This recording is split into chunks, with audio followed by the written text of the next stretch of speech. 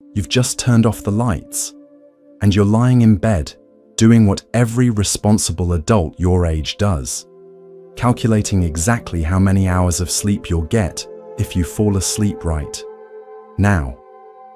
Congratulations.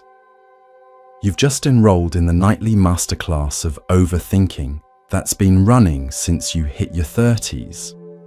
Or maybe it started when you had kids, got that promotion, or realized your retirement account isn't quite what those financial planning articles said it should be.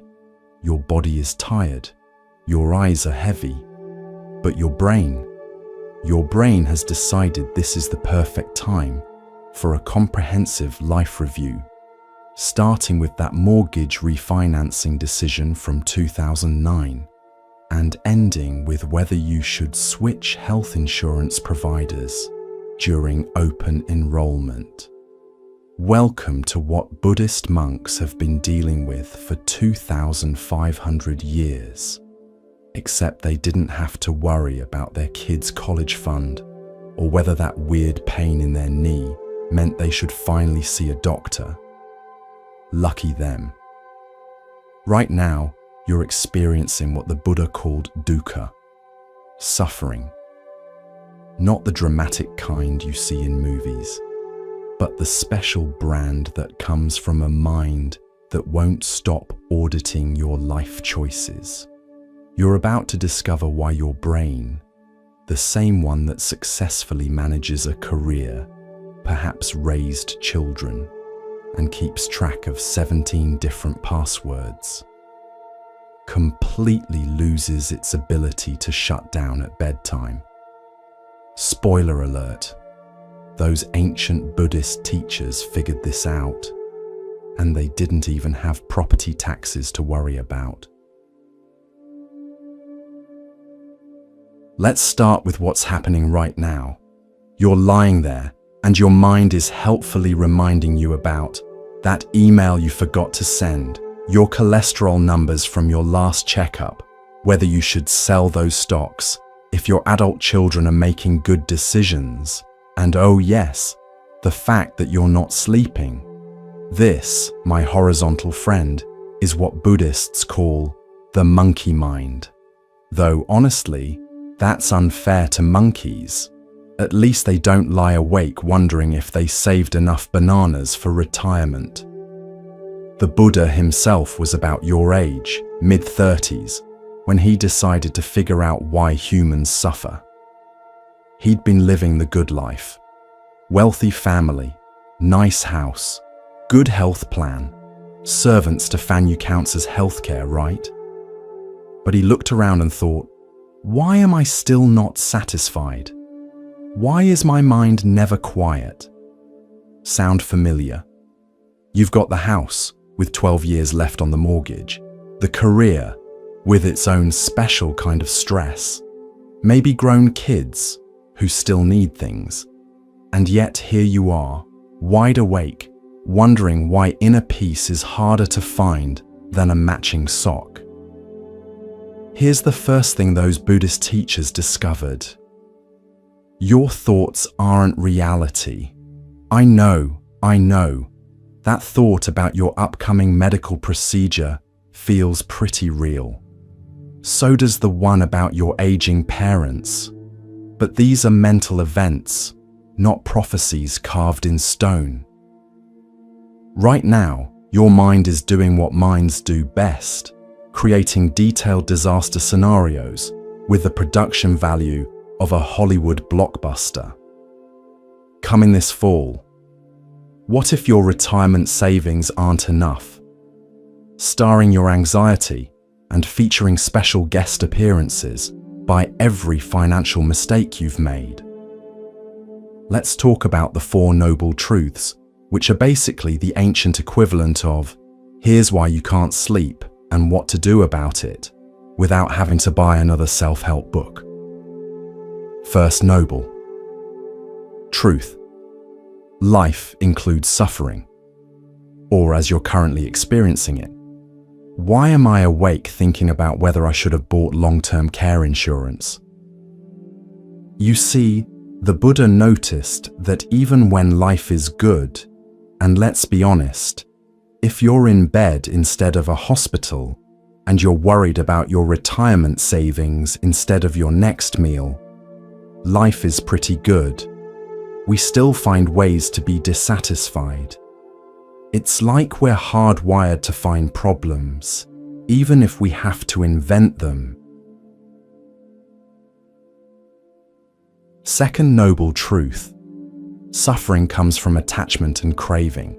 In your case, that's the attachment to the idea that you should have your life completely figured out by now. Newsflash, nobody does. Not even that friend from college who posts perfect vacation photos on Facebook. Your mind right now is attached to the idea that you should be asleep, which ironically is keeping you awake. It's like trying not to think about your blood pressure. Suddenly, that's all you can think about. Third noble truth. There's a way out of this suffering. And no, it doesn't involve meditation apps that cost $14.99 a month, though the Buddha would have probably had thoughts about subscription-based enlightenment. The way out isn't through more thinking. You've been thinking for several decades now, and where has it gotten you? Here, in bed, thinking about thinking. It's time for a different approach. Fourth noble truth. There's a path to freedom, the noble eightfold path. Don't worry, this isn't like that diet plan you tried last January. This actually works, and you don't have to give up wine.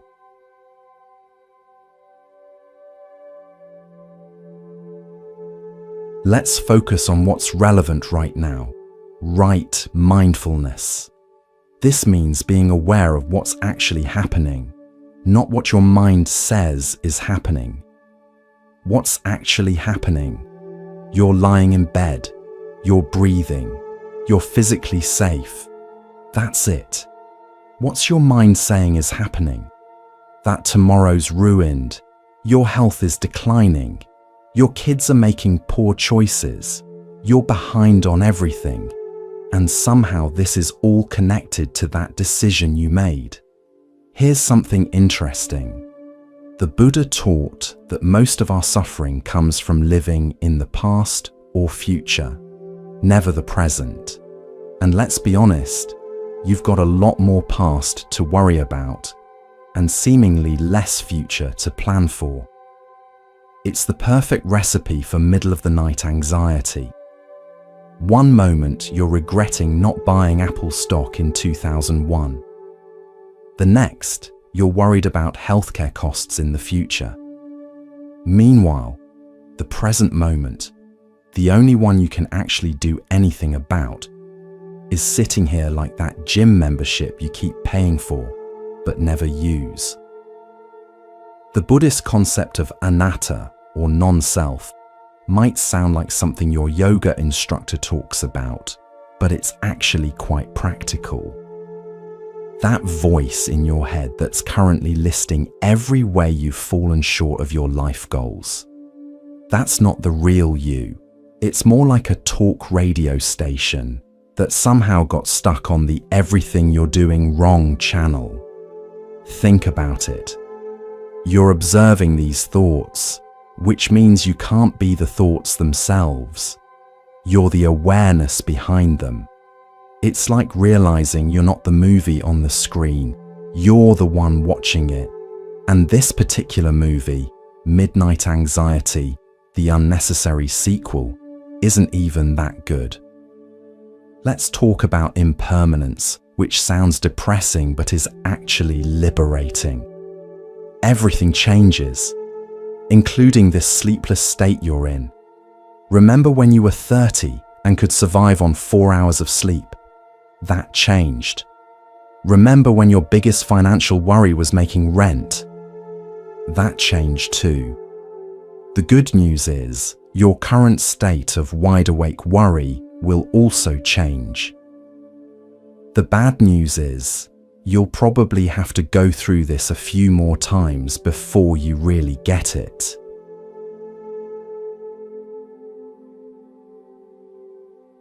Most of the time, your mind is like a browser with 47 tabs open. Mortgage calculator, WebMD, never a good idea after midnight. Your kid's college tuition page, retirement planning, that article about foods that fight inflammation, and several others you don't even remember opening.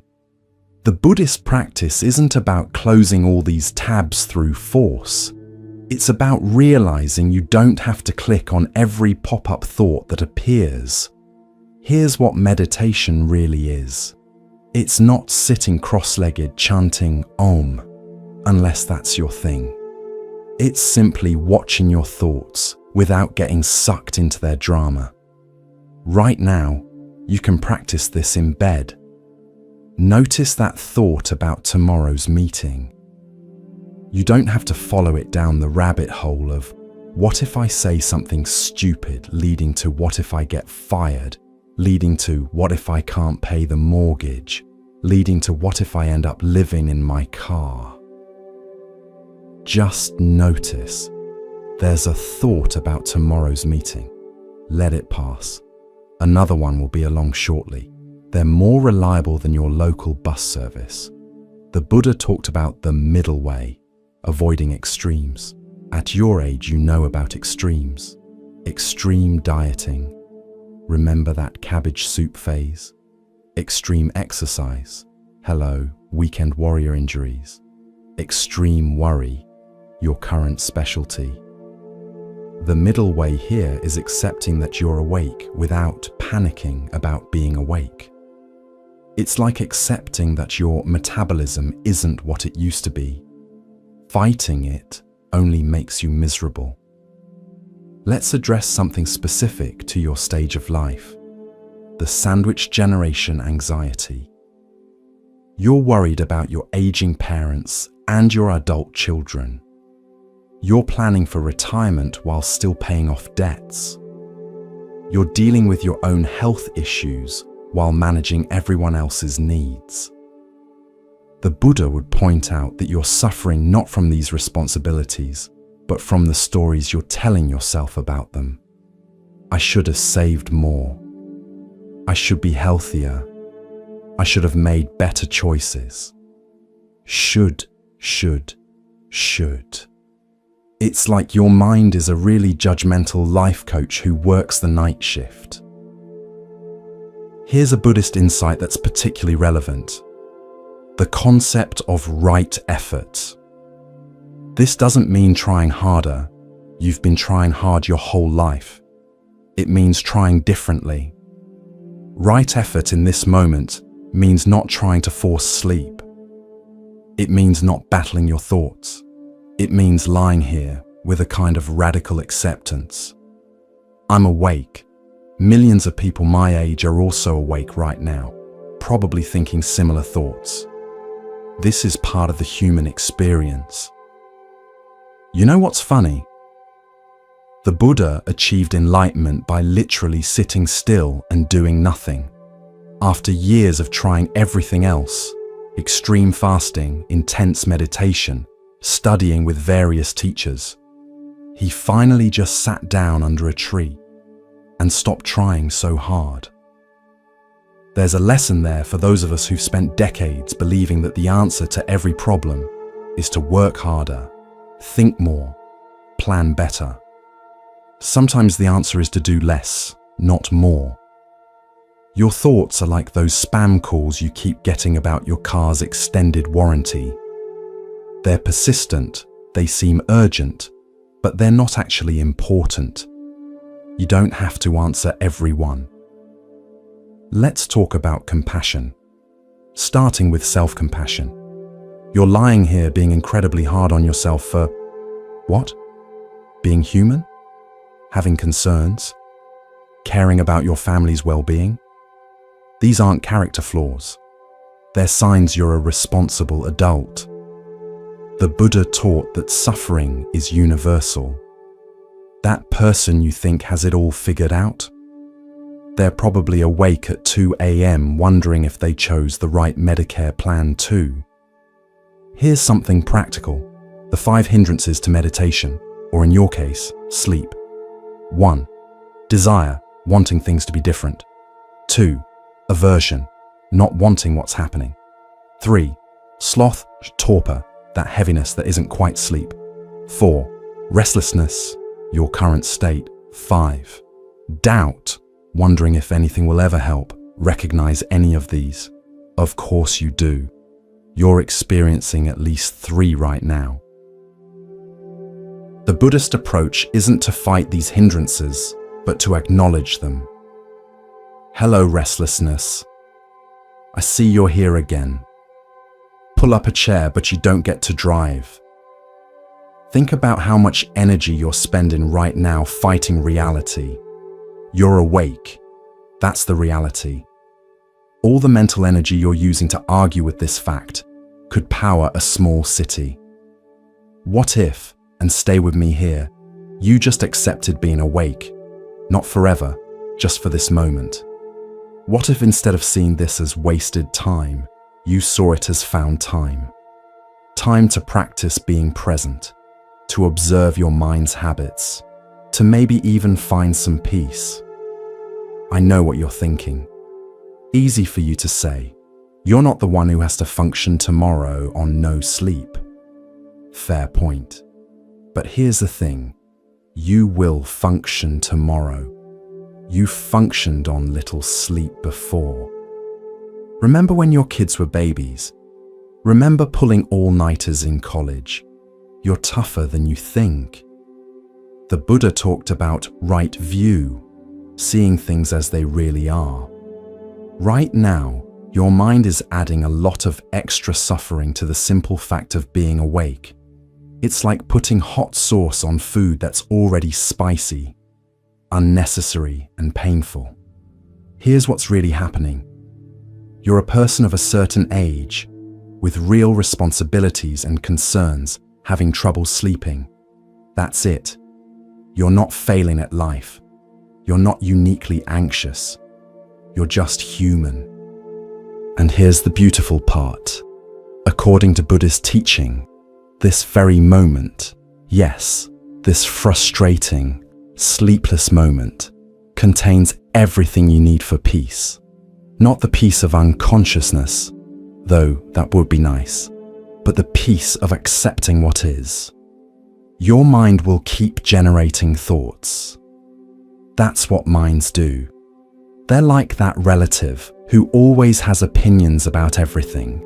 You can't stop them from talking, but you don't have to believe everything they say. As you lie there, possibly adjusting your pillow for the 15th time, not that anyone's counting, except your brain, which is keeping detailed records of everything. Let's talk about what Buddhist teachers call suffering upon suffering. You know this one. It's when you're upset about being upset, anxious about being anxious, worried that you're worrying too much. It's like compound interest, but for misery. Right now, you're probably suffering about your suffering. Why can't I sleep? Becomes, why can't I sleep? And why can't I stop thinking about why I can't sleep? It's the mental equivalent of those prescription side effects that are worse than the original problem. The Buddha would point out, if he were lying in your memory foam bed instead of sitting under a Bodhi tree, that this second layer of suffering is entirely optional. Like extended warranties or premium cable packages, you don't actually need it. Let's talk about attachment. No, not your attachment to your morning coffee, though that's real, but your attachment to how you think things should be. You should be asleep. Your kids should call more often. Your retirement account should be bigger. Your back shouldn't hurt when you garden. Should. It's like your mind is running a constant audit of reality and finding it lacking. But here's what those Buddhist monks figured out while you were busy building a career and raising a family. Attachment to how things should be causes more suffering than the things themselves. Your sleeplessness isn't the real problem. The problem is your conviction that you absolutely must be asleep right now.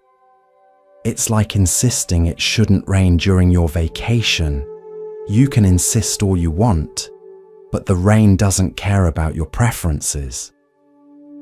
Speaking of preferences, let's address something specific to your stage of life, the growing awareness of impermanence. You've lived long enough to see that nothing stays the same. Parents age, children grow up and move away. Career pinnacles become distant memories. That metabolism you had at 25, gone with your collection of cassette tapes. The Buddha talked extensively about impermanence, but let's be honest, it hits different when you actually start experiencing it. When you realize you have more years behind you than ahead. When you notice you're starting to sound like your parents. When you can actually remember where you were when. For multiple historical events. This awareness of impermanence is exactly why you're lying awake calculating how many good years you have left. Your mind is trying to solve the unsolvable puzzle of mortality with the same approach you use for spreadsheets and tax returns. But here's what Buddhism teaches. Impermanence isn't the enemy. Resisting impermanence is. You're suffering not because things change, but because you're fighting against the fact that things change. Think about it. If nothing ever changed, you'd still be in that dead-end job from your 20s. Your kids would never have learned to walk. You'd never have grown wiser, more compassionate, more skilled at crossword puzzles or whatever hobby you've picked up to keep your mind sharp. Right now, your insomnia feels permanent. This is my life now, your mind declares dramatically. I'm someone who doesn't sleep, but even this will change. Everything does.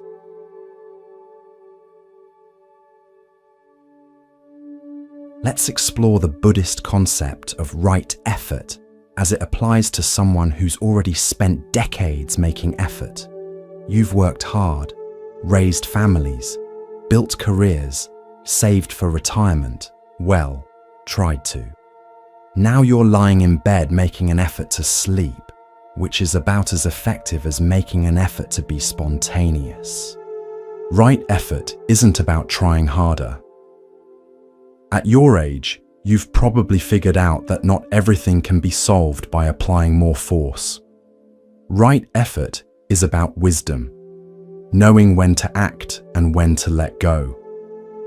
Right now, the wise effort might be to stop trying to force sleep and instead just rest. Your body is horizontal. Your muscles are relaxing, except for that spot in your shoulder that's been tense since 1994. That's already accomplishing something. Let's talk about meditation, but not the kind where you need to sit in lotus position. Your knees have opinions about that. This is bed meditation, perfect for people who remember when gas was under $1 and phones were attached to walls. Focus on your breath. Not to change it, just to notice it, in and out.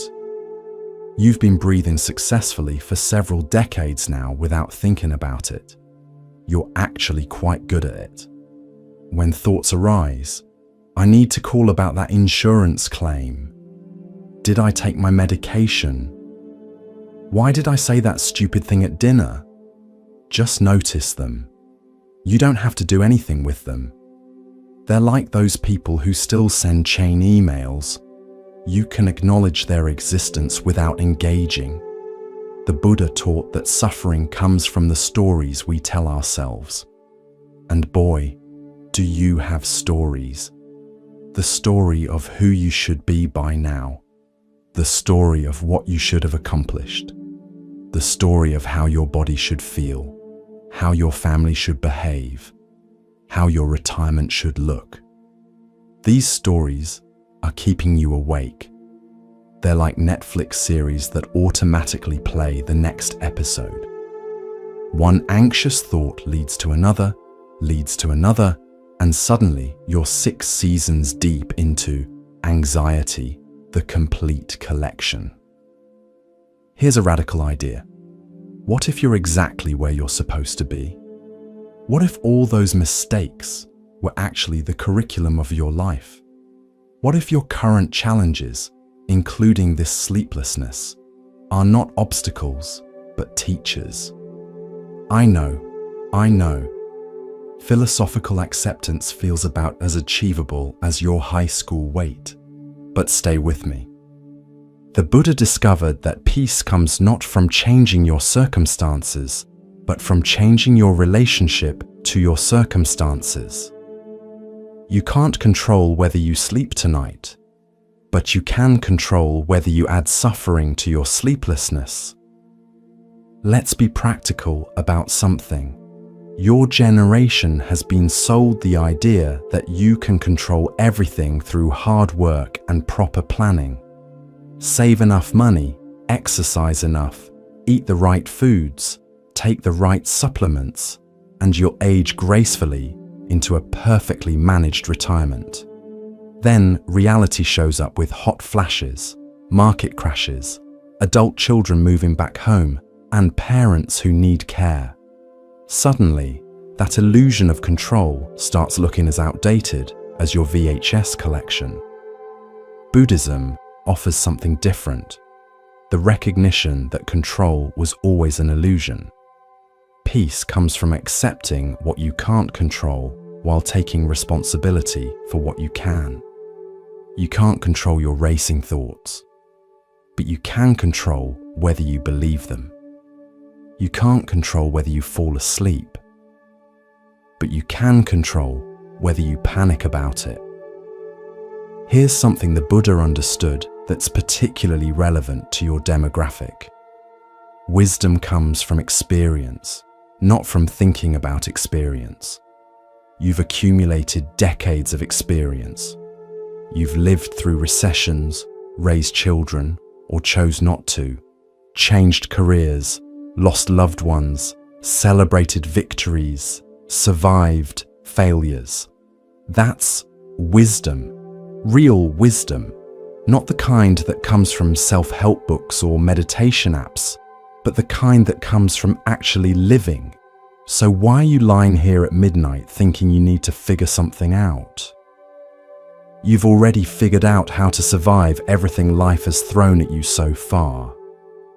You'll figure this out too. The Buddhist concept of Sangha, community, is especially important at your age. You're not alone in this sleepless night. Millions of people your age are awake right now, worrying about similar things. There's something comforting in that, isn't there? We're all in this together. This strange experience of being human, of aging, of lying awake wondering if we've done enough, saved enough, loved enough. The Buddha taught that suffering is universal, but so is the path out of suffering. It's not about becoming someone different.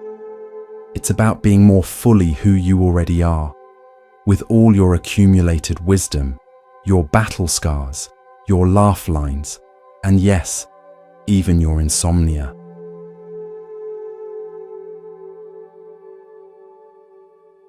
Let's talk about loving kindness meditation, adapted for someone whose idea of meditation might be staring at their coffee maker, waiting for it to finish brewing.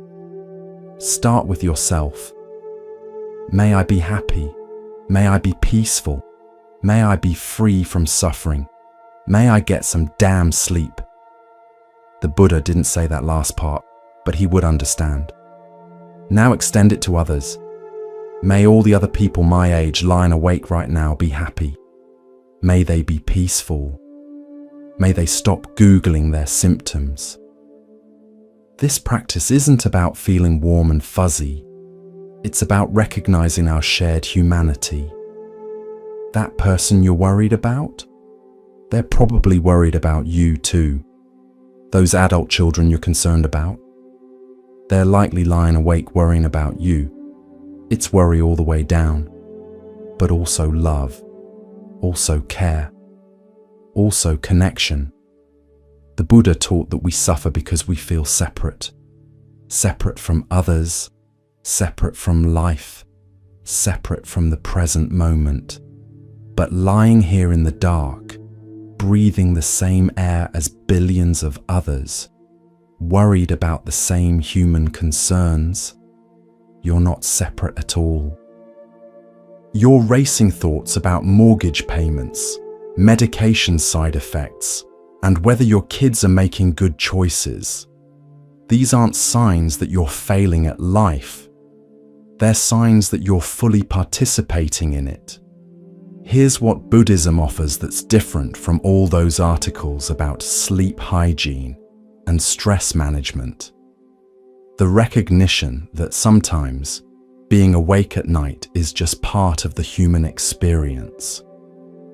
It's not a problem to be solved, but an experience to be had. Maybe tonight isn't about sleeping.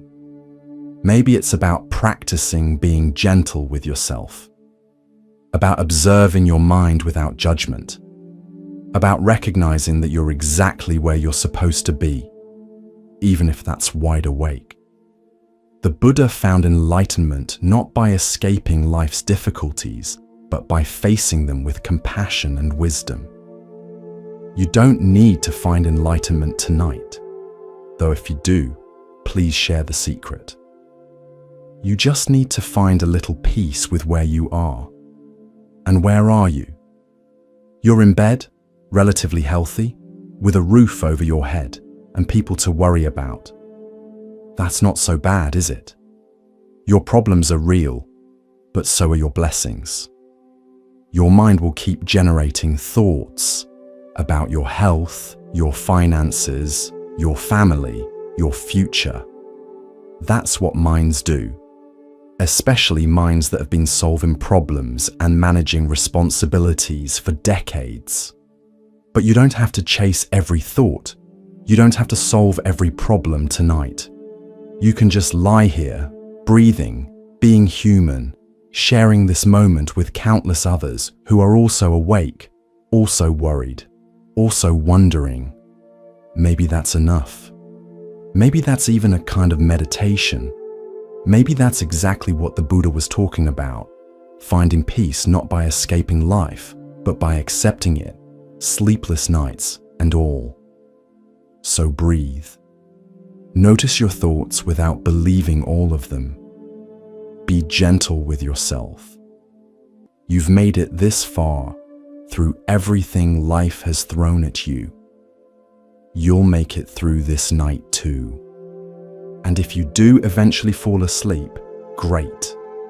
If not, you'll have practiced something even more valuable. Being at peace with what is. That's a skill worth developing, whether you're 35 or 85, whether it's 2 a.m. or 2 p.m., whether you're in bed or sitting under a Bodhi tree. The Buddha would approve, and he'd probably remind you that tomorrow's worries will still be there tomorrow. You don't need to solve them all tonight. Now, let your mind rest, even if your body won't sleep. You've earned it after all these years of thinking, planning, worrying, and caring. Tonight, you can just be. That's the first noble truth of insomnia. This is happening. The second, you're attaching to the idea it shouldn't be. The third, you can let go of that attachment. The fourth, here's how. By practicing exactly what you're doing right now, being aware, being present, being human. Welcome to Buddhism for the sleep deprived. Class is in session and you're already passing.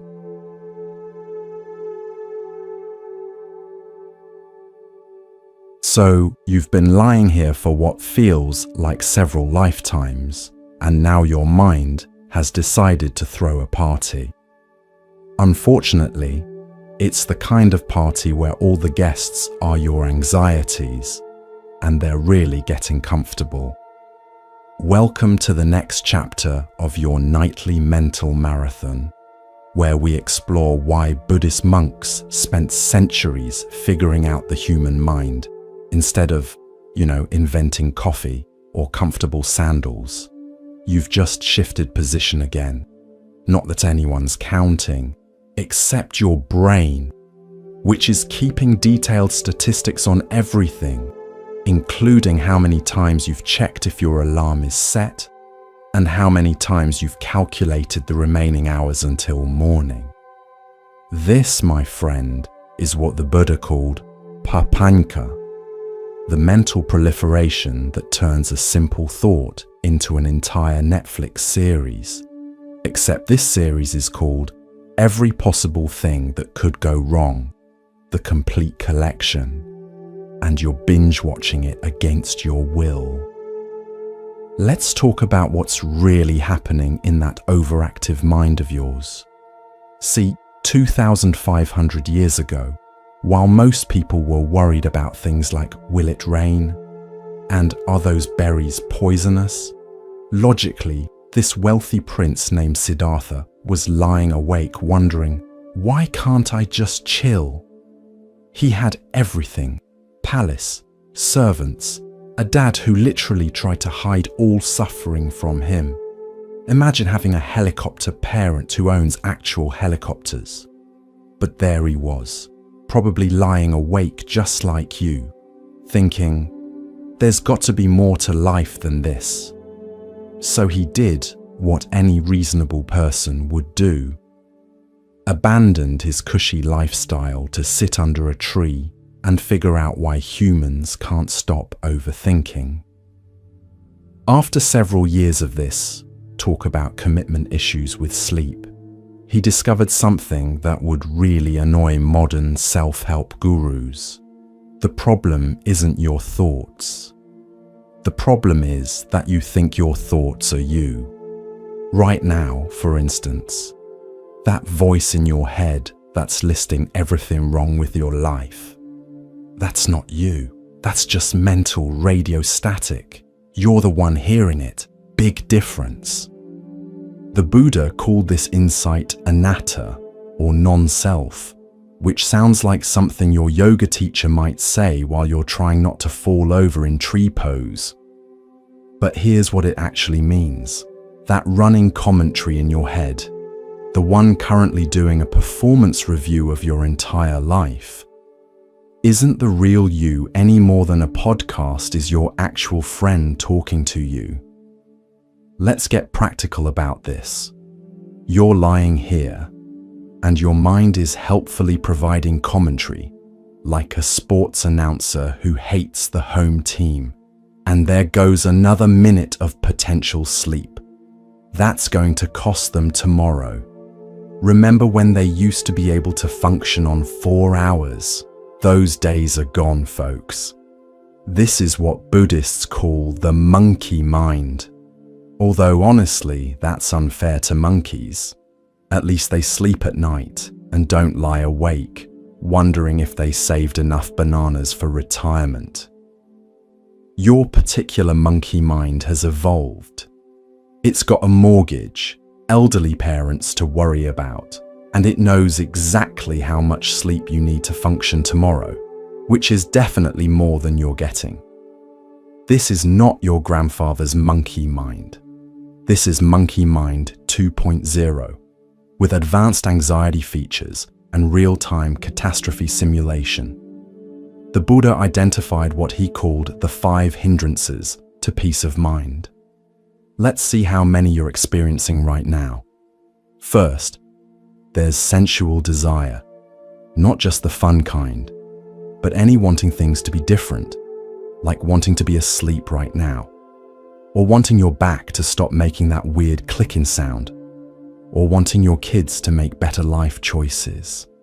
Second is ill will or aversion. That's the part of you that's angry at being awake, frustrated with your racing thoughts, or resentful that other people, probably, are sleeping peacefully while you're here getting a masterclass in Buddhist psychology. Third is sloth and torpor. That heavy, dull feeling that's not quite sleep, but makes thinking feel like wading through peanut butter. You know this one. It's why you've been staring at the ceiling without actually seeing it. Fourth is restlessness and worry. Oh, hello there. This is your current specialty. Your mind is like a squirrel that's discovered espresso, bouncing from one concern to another. Retirement funds, health issues, that weird sound your car is making, whether you remembered to move the laundry to the dryer. Fifth is doubt. Not just regular doubt, but the special kind that makes you question everything. Did I make the right choices? Am I doing enough? Will anything I'm worrying about actually matter? Is this meditation stuff even real? Or am I just lying here listening to my own thoughts, like some kind of consciousness podcast? Congratulations, you're experiencing all 5 hindrances simultaneously. The Buddha would be impressed. Or concerned, probably both. But here's the thing the Buddha figured out. These hindrances aren't personal failures. They're not signs that you're bad at being human. They're just what minds do. It's like being upset that water is wet or that teenagers are confusing. This is just the nature of consciousness when left unsupervised. The Buddha's solution wasn't to fight these hindrances. That would be like trying to arm wrestle your own shadow. Instead, he suggested something radical. Just notice them. Don't judge them. Don't try to fix them. Just notice. Oh, there's anxiety. Hello, anxiety. I see you've brought your friends regret and future tripping. Make yourselves at home, I guess. This is what he called mindfulness, which has now been packaged and sold as everything from a phone app to a corporate wellness program. But originally, it just meant paying attention to what's actually happening instead of what your mind says is happening. Right now, what's actually happening? You're lying in bed, you're breathing, you're physically safe. That's it. Everything else, the mortgage worries, the health concerns, the replay of that awkward conversation from 1987, that's just your mind's late-night improv show. Speaking of which, let's talk about what the Buddha called dependent origination, which sounds like something you'd need a philosophy degree to understand, but it's actually pretty simple. Everything depends on everything else. Your current inability to sleep depends on your thoughts, which depend on your worries, which depend on your past experiences, which depend on that time in 3rd grade when someone laughed at your presentation, which somehow connects to your current fear of public speaking, which relates to tomorrow's meeting, which is why you can't sleep. See? It's all connected, like the world's most anxious connect-the-dots puzzle. The Buddha noticed that we create these elaborate chains of cause and effect in our minds, then treat them like they're as real as gravity. But they're not. They're just stories we tell ourselves, like bedtime stories, except these ones keep us awake and have really terrible endings. Take your current favorite story. I can't sleep. Therefore tomorrow will be terrible. Therefore I'll mess up at work. Therefore I'll lose my job. Therefore I'll end up living under a bridge. This is what Buddhists call catastrophizing, though they probably had a fancier Sanskrit term for it. The Buddha's insight was that you can break these chains at any point. You don't have to follow the thought train all the way to its final destination of doom. You can just notice, oh, there goes the catastrophe train again. Choo-choo, have fun without me. This is where the Buddha's teaching on impermanence comes in handy. Everything changes, including your current state of wide-eyed worry. The thoughts you're having right now, temporary. The feeling that you'll never sleep again, temporary. That embarrassing thing you said at last year's holiday party. Well, the embarrassment is temporary, even if your relatives' memories are unfortunately permanent. The Buddha pointed out that we suffer because we treat temporary things as permanent. We think our current problems will last forever. Our current feelings are our permanent personality, and our current thoughts are eternal truths. But they're not. They're more like weather, constantly changing, occasionally dramatic, and completely beyond our control. Speaking of lack of control, let's address what's really keeping you awake. The illusion that if you think about something hard enough, you can control it. This is like believing that if you worry about rain enough, you can change the weather. Your retirement account doesn't grow because you anxiety calculate it at night. Your adult children don't make better choices because you lie awake reviewing their options. The Buddha called this grasping, the desperate attempt to control the uncontrollable. It's exhausting, like trying to hold water in your fist or teach a cat to file taxes. But here's the revolutionary idea. What if you just didn't? What if you acknowledged that lying here, running worst-case scenarios, isn't actually productive? What if worrying about your health at night doesn't count as preventive medicine? This is what the Buddha meant by letting go, not giving up, not becoming irresponsible, just recognizing that your mental hamster wheel isn't actually powering anything except your anxiety. Now you might be thinking, easy for Buddha to say. He didn't have a mortgage, elderly parents, or kids who text, "We need to talk," at 11 p.m. Fair point. But he did have the same human brain you have, with all its default settings for worry, regret, and existential crises. The Buddha discovered that the mind has certain patterns, like software bugs that have been running since the Stone Age.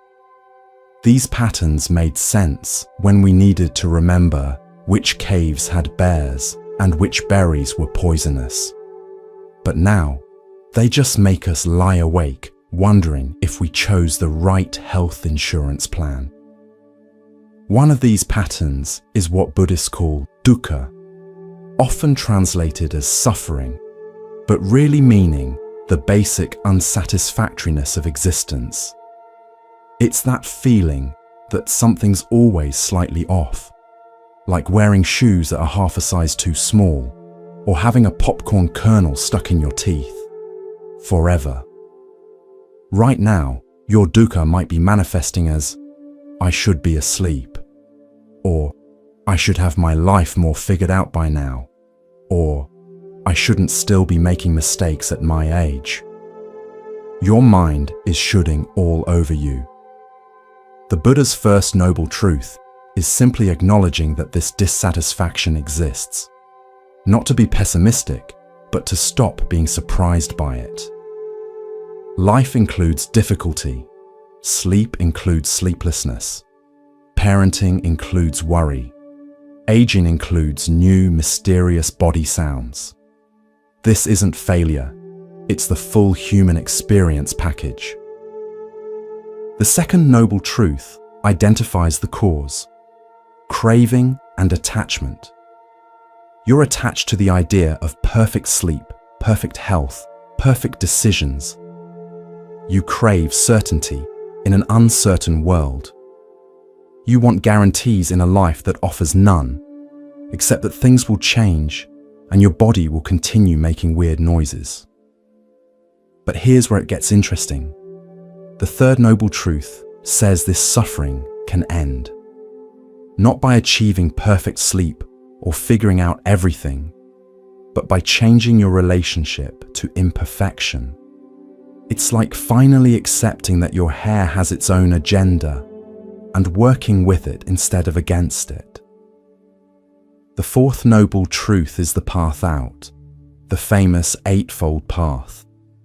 Don't worry, we're not going to make you memorize all 8 right now. Your brain is busy enough catastrophizing about tomorrow. But one relevant part is right understanding. Seeing things as they actually are, not as your anxiety paints them. Right understanding in this moment means recognizing you're awake, that's uncomfortable but not dangerous. Millions of people throughout history have survived sleepless nights, and your brain's disaster predictions have a terrible accuracy rate. The Buddha talked about middle way, the path between extremes. Right now, you're bouncing between the extreme of forcing sleep and the extreme of panicking about not sleeping. The middle way might be resting in wakefulness, letting your body relax even if your mind won't, trusting that rest has value even without unconsciousness. This is radical for those of us raised on the try harder philosophy. We've been taught that every problem can be solved with more effort, more thinking, more control. The Buddha suggests that some problems dissolve when we stop treating them as problems. Imagine approaching your thoughts like clouds passing in the sky. You don't have to chase them, fight them, or figure them out. Just let them drift by. There goes the money worry cloud. Oh look, the health anxiety cumulus.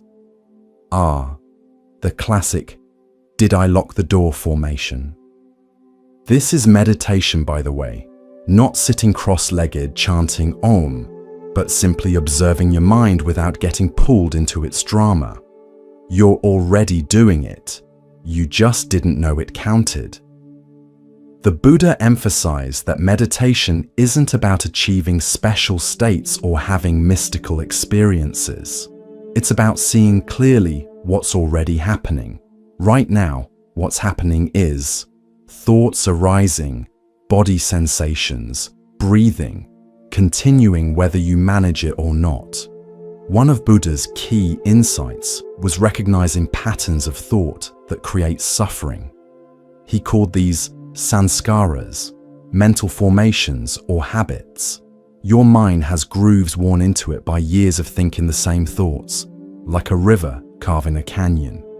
The I'm not doing enough canyon. The what if something goes wrong gorge. The why did I say that stupid thing ravine. These patterns feel permanent, but they're not. They're just habits, and habits can change. Even the habit of overthinking about whether your habits can change. The Buddha wasn't just philosophizing for fun. He was trying to solve the same problem you're having right now. Why does the human mind insist on making itself miserable?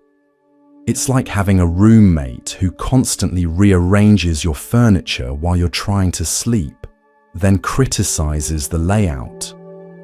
Let's talk about what the Buddha called the 3 characteristics of existence. Don't worry, this isn't going to be a philosophy lecture. Think of it more as understanding the operating system your mind runs on. First characteristic, impermanence, anicca. Everything changes. Your thoughts right now, they'll be different in 5 minutes. That worry about your retirement? It'll shift, evolve, maybe get replaced by a worry about your knee. Even your inability to sleep is impermanent, though it might not feel that way as you lie here counting imaginary sheep, who are probably also anxious about their future financial security. Second characteristic, suffering or dissatisfaction, dukkha. We've covered this one. It's the sense that something's always a bit off, like when your socks are slightly damp, or when someone says, "We need to talk," and you have to wait 3 hours to find out they just want to discuss dinner plans.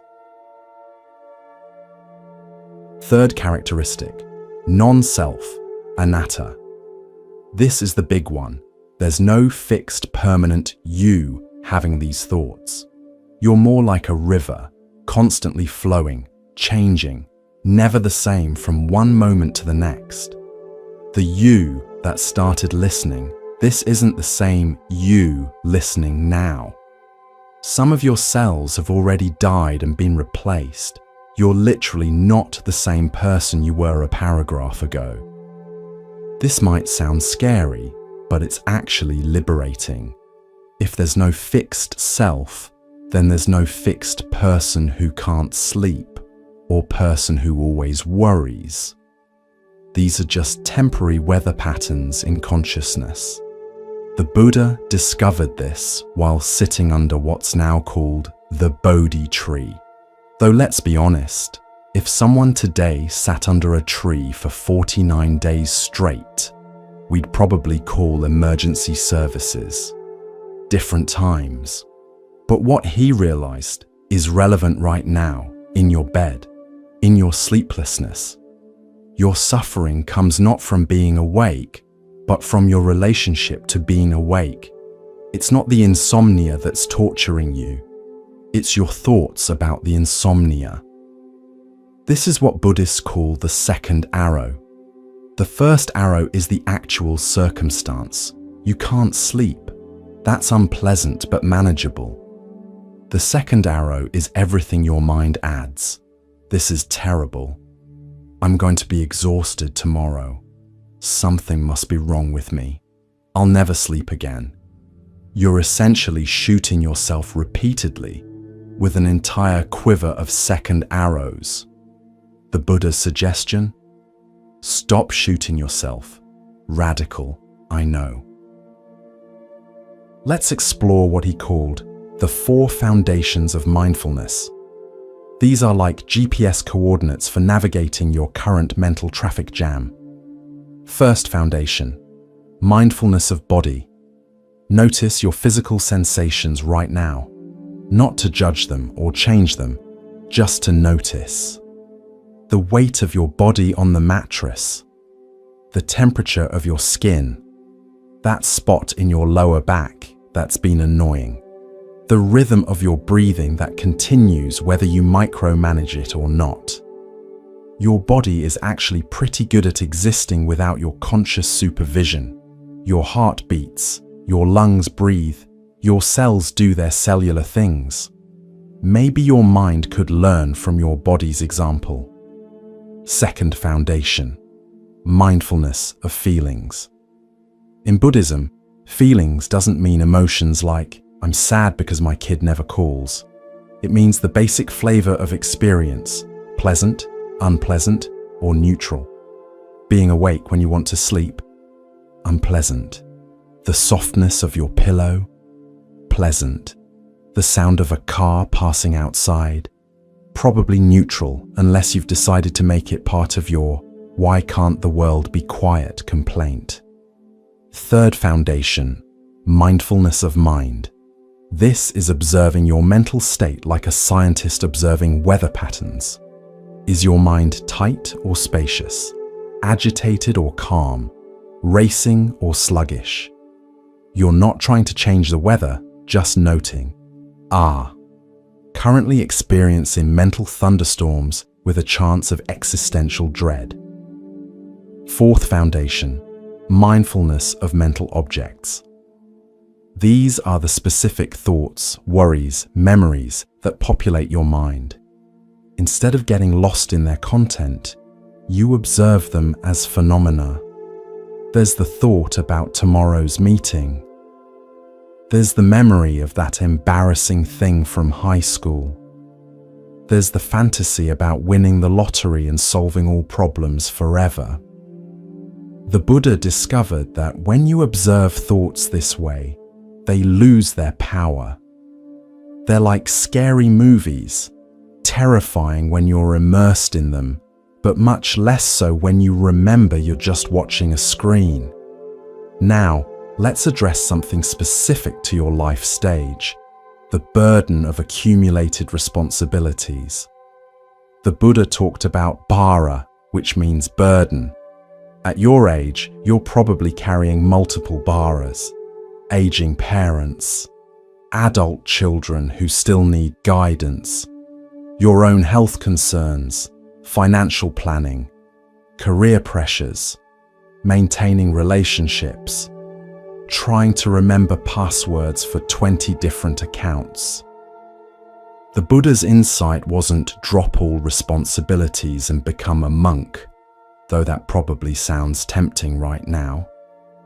It was about discerning which burdens are yours to carry and which are optional suffering you've picked up along the way. That guilt about not calling your mum enough? Optional burden. The responsibility to care for her? Actual burden.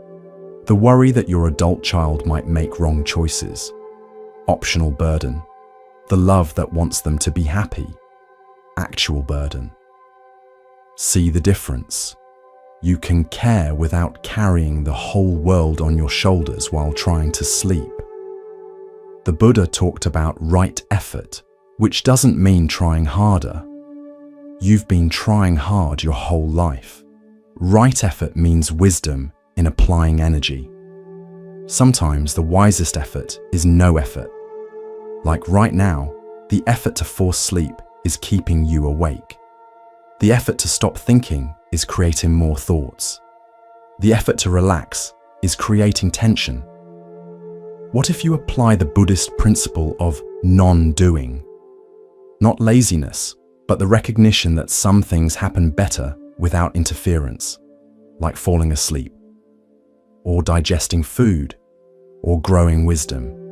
This connects to what the Buddha called attachment to views. We all have views about how things should be. You should be asleep by now. Your life should be more settled at this age. Your children should make certain choices. Your body shouldn't make those sounds. These shoulds are like wearing too tight shoes and then wondering why walking hurts. The Buddha suggested loosening your grip on how things should be, which creates space for accepting how things are. This doesn't mean resignation. It means seeing clearly. Right now, you are awake. That's the reality. Everything else is commentary added by your mind's inner film critic, who apparently specializes in disaster movies. Let's talk about the Buddha's teaching on karma. No, not the cosmic point system where you get rewarded for helping old ladies cross streets. Karma simply means action and consequence. The karma of fighting with reality is exhaustion. The karma of worrying is more worry. The karma of judging yourself for being awake is, well, you're experiencing it right now. But here's the good news.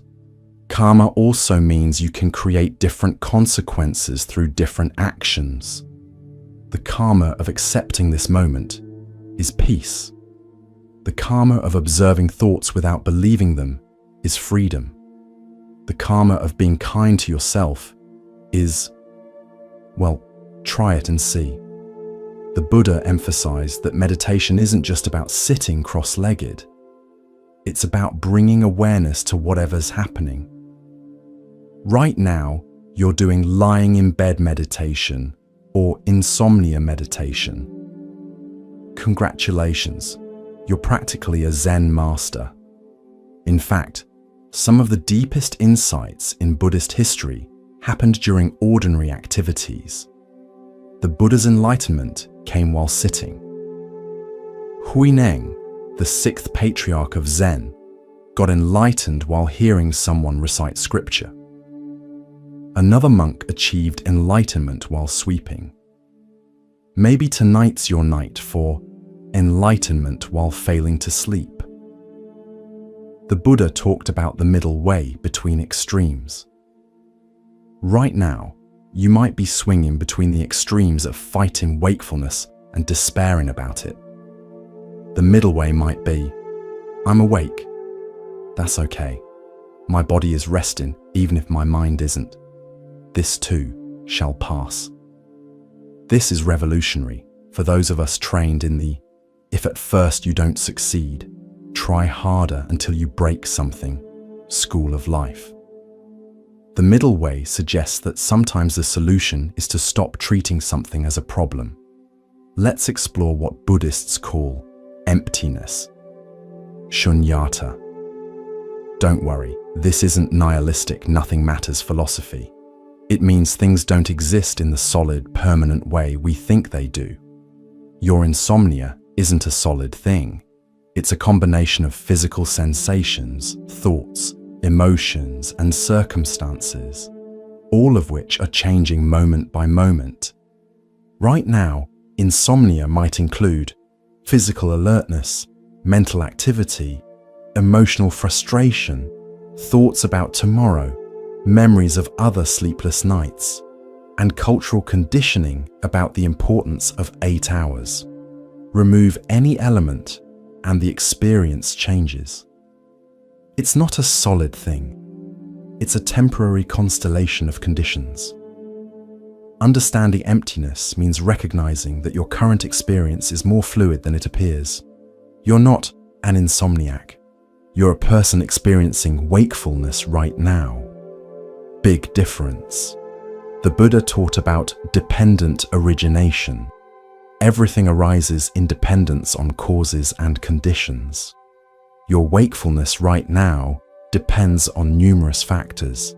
That coffee you had after lunch, tomorrow's presentation, your mother's health concerns, the phase of the moon, what you ate for dinner, that article about sleep you read last week.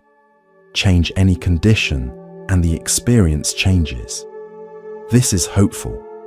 It means nothing is fixed or permanent, including your current state. But here's the practical part. While you can't control all conditions, you can influence some.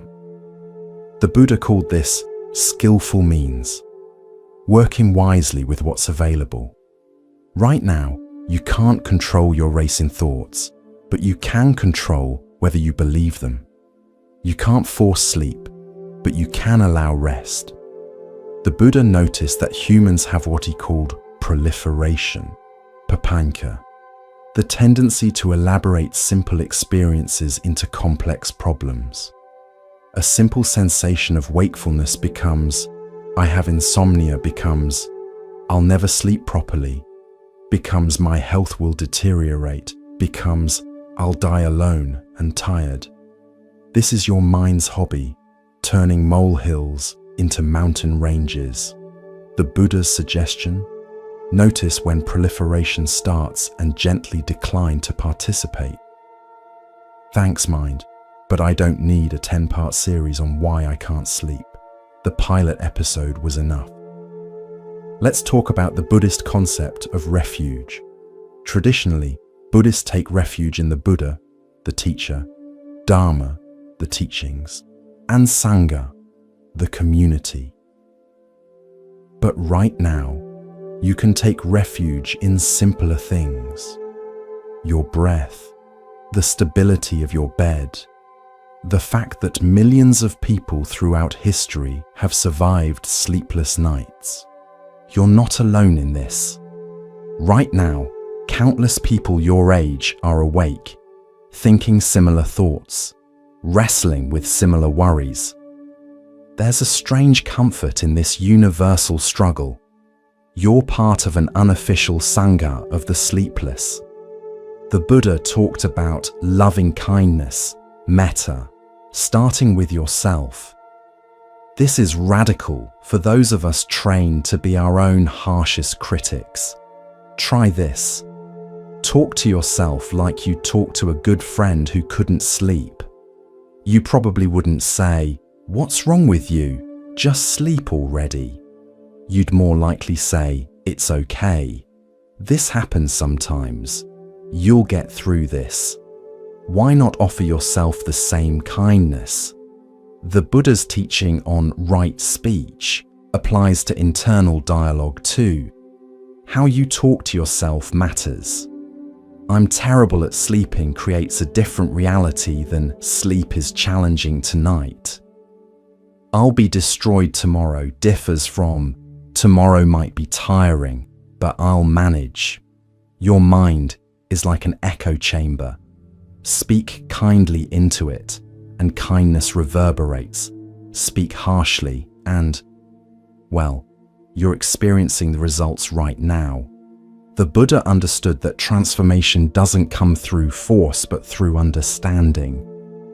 You don't end overthinking by thinking harder about not thinking. You end it by understanding the nature of thought itself. Thoughts are like guests in the hotel of your mind. They check in, stay for a while, then check out. Your job isn't to be the thought police, interrogating every guest. Your job is just to be aware. "Oh, anxiety's in room 204 again. Regrets hanging out in the lobby. Future worry just ordered room service." Here's a profound Buddhist insight. Awareness itself is already free. The part of you that's aware of anxiety isn't anxious. The part aware of confusion isn't confused. Right now, there's a part of you that's simply aware of being awake, and that awareness is perfectly peaceful. The Buddha called this the unborn, uncreated, unformed. It's the awareness that exists before thought, during thought, and after thought. It's what's aware right now, listening to these words, noticing your breath, feeling your body. This awareness doesn't need sleep. It doesn't need anything. It's already complete. The exhausted one, the worried one, the one who needs to sleep. These are all characters appearing in awareness, not awareness itself. Now, this might sound abstract when you're lying in bed calculating how many coffee cups you'll need tomorrow, but it's immediately practical. You can rest in awareness even when thoughts won't rest. You can be peace even when your mind isn't peaceful. The Buddha's final teaching was, "Be a light unto yourself." He wasn't saying figure it out alone. He was pointing to the light of awareness that's already within you, illuminating your experience right now. This light doesn't flicker when thoughts arise. It doesn't dim with worry. It doesn't need sleep to shine. So here you are, lying in bed, a perfect laboratory for Buddha's ancient experiments in consciousness. Every moment of wakefulness is an opportunity to observe the mind's patterns. Every thought is a chance to practice non-attachment. Every breath is an invitation to presence. You're not failing at sleep. You're succeeding at awareness. You're not having a problem. You're having an experience. And experiences, as the Buddha pointed out 2,500 years ago, are impermanent. Even this one. The great Buddhist teacher, Shunryu Suzuki, said, "The most important point is to accept yourself and stand on your 2 feet." Right now, you're lying on your back, but the principle applies. Accept this moment. Accept your wakefulness. Accept your busy mind. Accept that acceptance is really hard at 3 a.m. This is the path. Not some perfect meditation in a peaceful temple, but this imperfect moment in your imperfect bed with your imperfect mind doing its imperfect thing. This is where awakening happens. Not in spite of your racing thoughts, but right in the middle of them. So maybe tonight isn't about sleeping. Maybe it's about discovering that who you really are isn't disturbed by sleeplessness. Maybe it's about finding that peace isn't the absence of thoughts, but the space in which thoughts appear. Or maybe it's just a really long night that will eventually end. That's impermanence for you.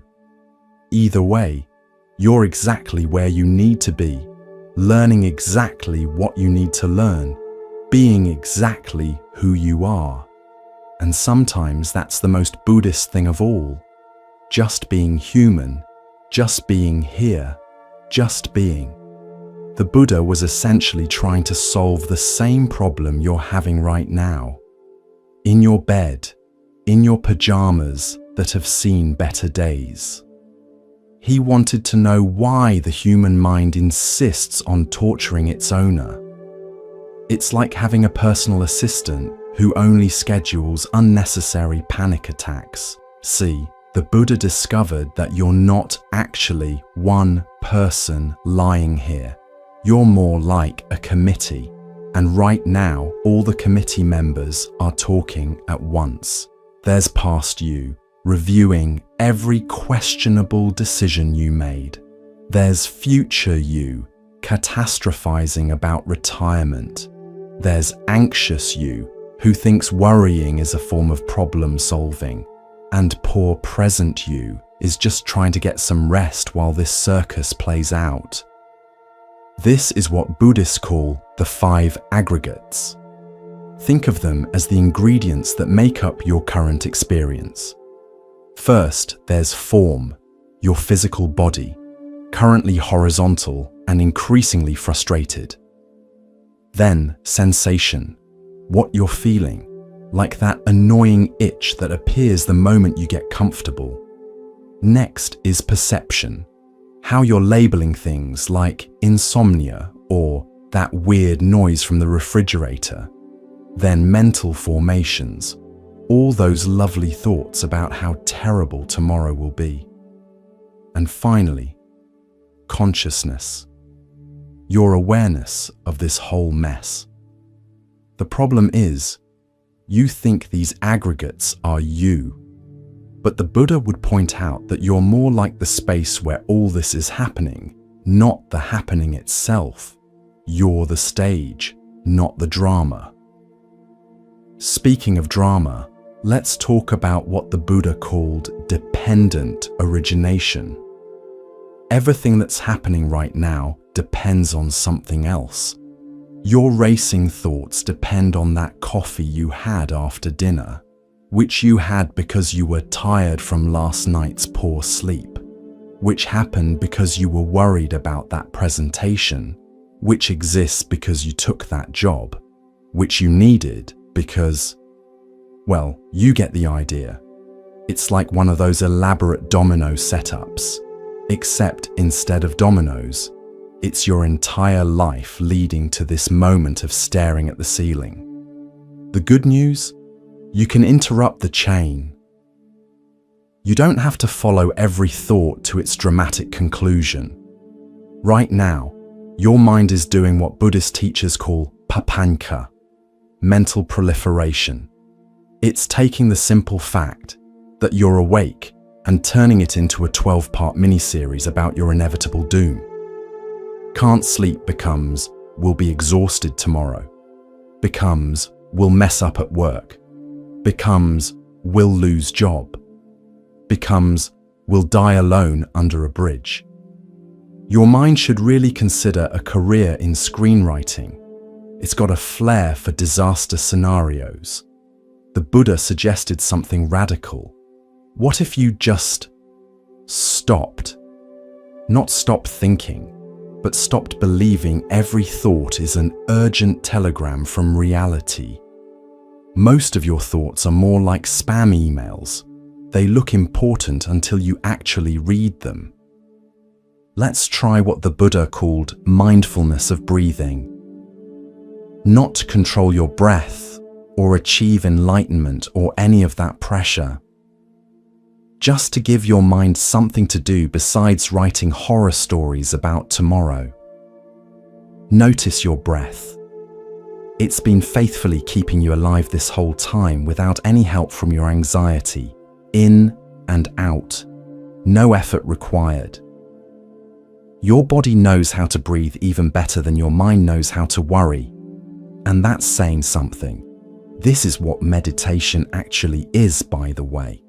Not sitting pretzel-legged on a mountain, but just paying attention to what's already happening. Congratulations, you're meditating. Don't let it go to your head. The Buddha talked about suffering, dukkha, but he didn't mean dramatic, wailing and gnashing of teeth suffering. He meant this exact feeling you have right now, that persistent sense that something's not quite right, that life should be different, that you should be asleep. It's like having a stone in your shoe. Not agonizing, just annoying. And the more you think about it, the more annoying it gets. The second noble truth says this suffering comes from craving and aversion. Right now, you're craving sleep and feeling aversion to wakefulness. It's like being angry at rain for being wet. The rain doesn't care about your opinion, and neither does your current state of alertness. But here's where it gets interesting. The third noble truth says this suffering can end, not by finally falling asleep, though that would be nice, but by changing your relationship to being awake. It's like finally accepting that your difficult relative is who they are. The struggle ends when you stop trying to change what you can't change. The Buddha wasn't suggesting you become a doormat to insomnia. He was pointing out that the real suffering isn't being awake. It's fighting with being awake. It's all the stories you're telling yourself about what this means. Remember impermanence. Everything changes. This sleeplessness will pass. Your racing thoughts will eventually tire themselves out. Even your frustration about being frustrated is already shifting. Nothing stays the same, including this supposedly eternal night. The Buddha discovered something else. There's no fixed you experiencing all this. The you of an hour ago, the one who optimistically got into bed thinking tonight would be different, is gone. The you of tomorrow morning doesn't exist yet. There's just this moment's experience already morphing into the next one. This might sound like philosophical nonsense when you're lying here calculating how many hours until your alarm, but it's immediately practical. If there's no permanent you, then there's no permanent bad sleeper. You're not cursed.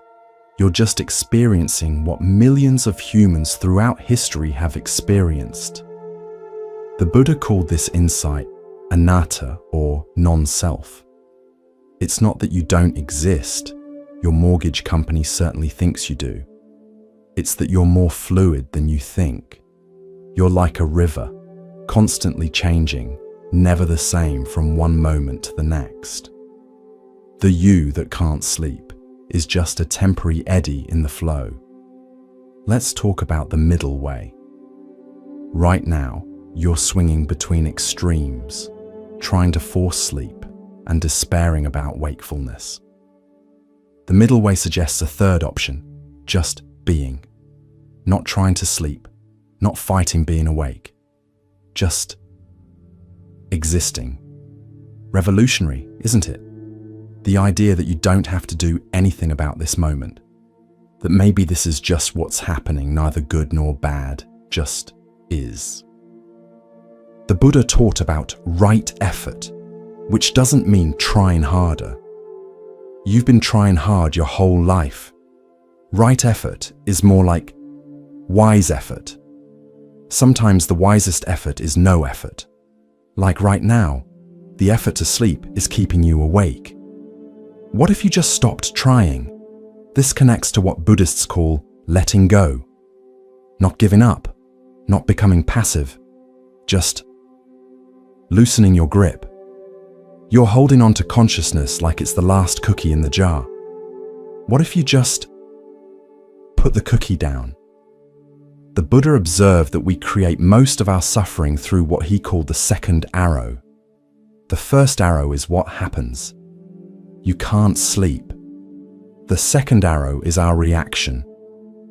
This is terrible. I'm doomed. Why me? You're basically shooting yourself repeatedly while complaining about being wounded. Here's a wild idea. What if you just took the first arrow? You're awake. That's it. No story, no drama, no future catastrophe. Just awake. The Buddha talked about skillful means, using whatever works. Right now, skillful means might be remembering that you've survived every sleepless night so far, or finding humor in the absolute certainty with which your mind predicts tomorrow's disasters. Your mind's prediction accuracy is about as good as those fortune-telling machines at carnivals.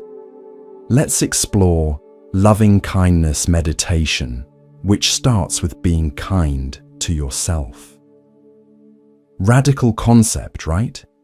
Instead of berating yourself for being awake, what if you talk to yourself like you'd talk to a friend in the same situation? Hey there, you're having a rough night. That's okay. This happens sometimes. You'll get through this like you always do. See? No one ever achieved enlightenment through self-criticism, though plenty of people have tried. The Buddha emphasized that wisdom isn't something you acquire. It's something you uncover. Like clearing dust off a mirror. Right now, your mirror is covered with thoughts, worries, and that recurring memory of that embarrassing thing you did. But underneath all that dust is clarity. It's always been there. It doesn't need sleep to exist. It doesn't need perfect conditions. It's the part of you that's aware of all this chaos, but isn't chaotic itself. This is what the Buddha meant by Buddha nature. Not some mystical state you have to achieve, but what you already are underneath all the mental noise. You don't become enlightened. You just stop identifying with the static. Speaking of identification, the Buddha noticed we suffer because we identify with our thoughts. Right now, you think you are your insomnia, but you're not. You're the one aware of it. Big difference. You're not the clouds, you're the sky. The clouds of thought come and go, but the sky remains. Even the darkest, stormiest thoughts can't damage the sky itself.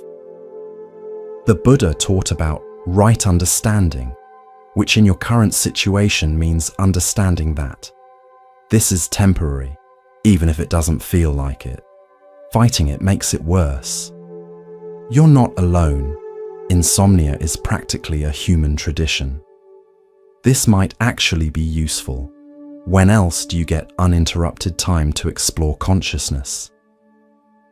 Okay, that last one might be pushing it when you're exhausted and facing tomorrow's responsibilities. But still, the Buddha discovered that peace isn't the absence of problems, it's the absence of resistance to problems. Right now, you could have peace with insomnia. Not happy about it, but not at war with it either. It's like making peace with rain. You don't have to love it, but fighting it is exhausting and pointless. The rain rains, you get wet, life goes on. The Buddha's path isn't about perfect conditions, it's about finding freedom within imperfect conditions, like right now, in your bed, wide awake when you should be sleeping. But who wrote that should? Some cosmic sleep police? The International Council of Proper Bedtimes? Or just your mind, which also thinks you should have made different choices? The Buddha would suggest examining these shoulds. They're not laws of physics. They're just thoughts wearing authoritative costumes. Here's the thing about Buddhist practice. It's not about achieving special states. It's about being present with ordinary states, like insomnia. Congratulations, You're having a profound spiritual experience. It just happens to feel terrible. But even terrible is just a label.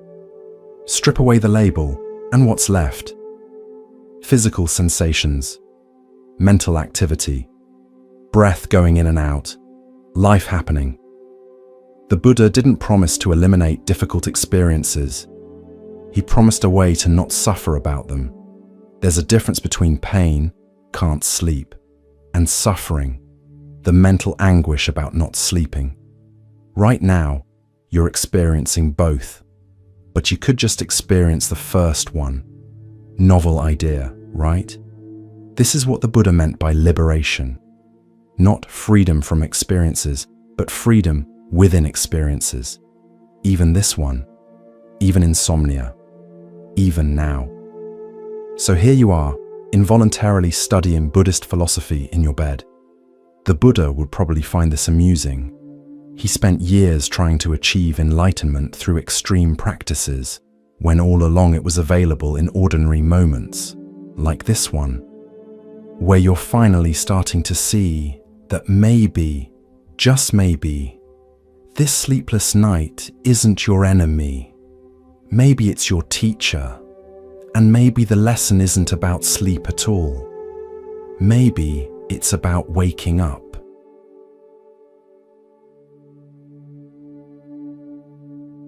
Well, look at you, still here, still conscious, still engaged in what might be the longest meditation retreat you never signed up for. Your bed has become your monastery. Your racing thoughts are your fellow monks, and that weird sound your house makes, that's your temple bell. Welcome to the advanced course in Buddhist philosophy, where the tuition is paid in lost sleep, and the final exam is whether you can find peace while your neighbor's dog discusses philosophy with the moon. You've made it through the initial panic of, why can't I sleep? Survived the intermediate despair of, I'll never sleep again. And now you're entering what Buddhist masters call the "are you kidding me?" stage of enlightenment. The Buddha himself went through something similar. After years of extreme practices, starving himself until his spine could be felt through his stomach, not recommended. Meditating until birds built nests in his hair, definitely not recommended. He realized something profound. Trying too hard is just another form of suffering. So there he sat under his Bodhi tree, probably around this time of night, thinking, well, this isn't working. And in that moment of giving up, he found what he'd been seeking. The universe has a weird sense of humor like that. Right now, you might be experiencing what Zen masters call the great doubt. Not the small doubt of, did I lock the door? But the existential doubt of, will this night ever end? And do I actually exist? Or am I just a collection of worries pretending to be a person? Congratulations, you're having the same realizations that took ancient monks years of mountain retreats to achieve. And you didn't even have to give up your Netflix subscription. Let's talk about what the Buddha discovered in those pre-dawn hours that made him go, oh. Well, that's embarrassingly obvious. He realized that the whole problem, the entire cosmic joke, is that we're looking for peace everywhere except where it actually is. Right here, right now, in this moment. You're looking for sleep in the future. If I fall asleep now, I'll get X hours. But sleep, like enlightenment, only happens in the present. You can't schedule it. You can't force it. You can't negotiate with it. It's like trying to schedule spontaneity or plan a surprise party for yourself. The Buddha called this the paradox of seeking. The more you seek sleep, the more it eludes you. The more you chase peace, the more agitated you become. It's like trying to calm water by smoothing it with your hands. You're the problem you're trying to solve. But here's where it gets interesting. In the deepest part of the night, when all your usual strategies have failed, when you've given up hope of sleep, something shifts. This is what Buddhist teachers call the Great Release. Though in your case, it might be more like the Great Whatever. You stop fighting, not because you're wise, but because you're exhausted.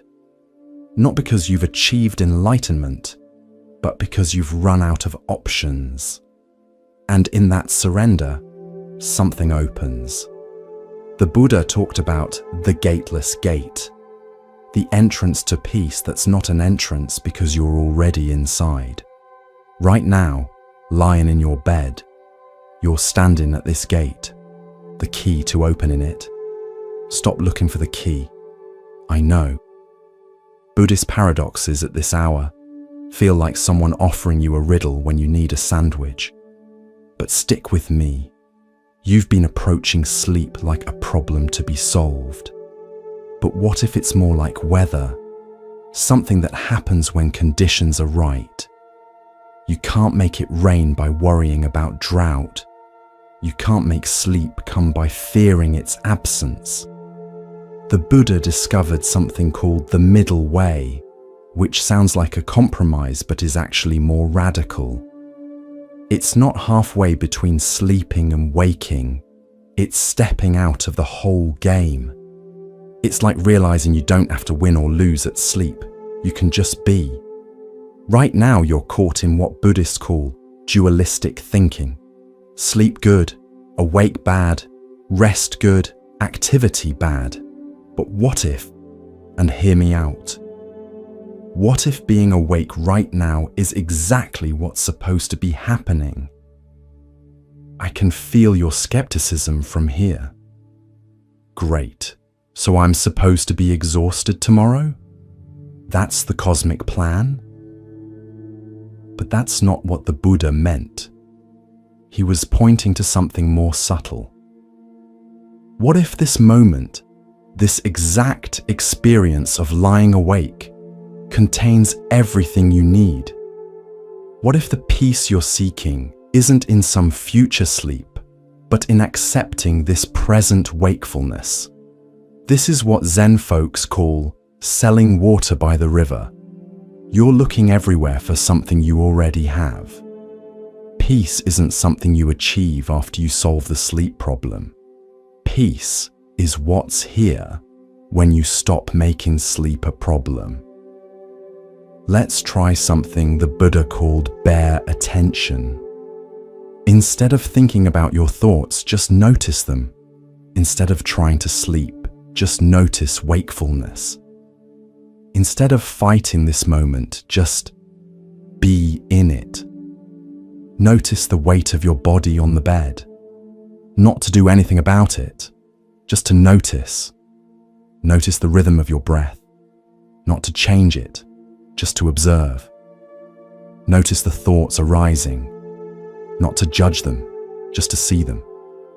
This is meditation in its purest form, not sitting cross-legged on a cushion, but lying in bed at some ungodly hour, simply being aware of what is. The Buddha said that most of our suffering comes from wanting things to be different than they are. You want to be asleep. Reality is, you're awake. The suffering isn't in the wakefulness, it's in the argument with reality. It's like being upset at gravity for making things fall. Gravity just gravities. Wakefulness just wakes. Your resistance is optional. Here's a mind bender the Buddha would appreciate. What if you're not failing at sleep? What if you're succeeding at meditation? What if this whole sleepless night is exactly what you needed to understand something essential about the nature of mind? In Buddhist texts, they talk about the dark night of the soul, not as punishment, but as a necessary passage. The darkness before dawn, the confusion before clarity, the struggle before surrender. Maybe you're not an insomniac. Maybe you're a night shift Buddha, working the graveyard shift of consciousness. The Buddha taught about right view, seeing things as they actually are. Right now, what's actually happening. Strip away all the stories, all the predictions, all the judgments. What's left? A human being experiencing consciousness. That's it. Everything else is commentary added by your mind's editorial department, which apparently works over time. The Buddha discovered that awareness itself is never tired. The part of you that's aware of tiredness isn't tired. The part that's aware of thoughts isn't thinking.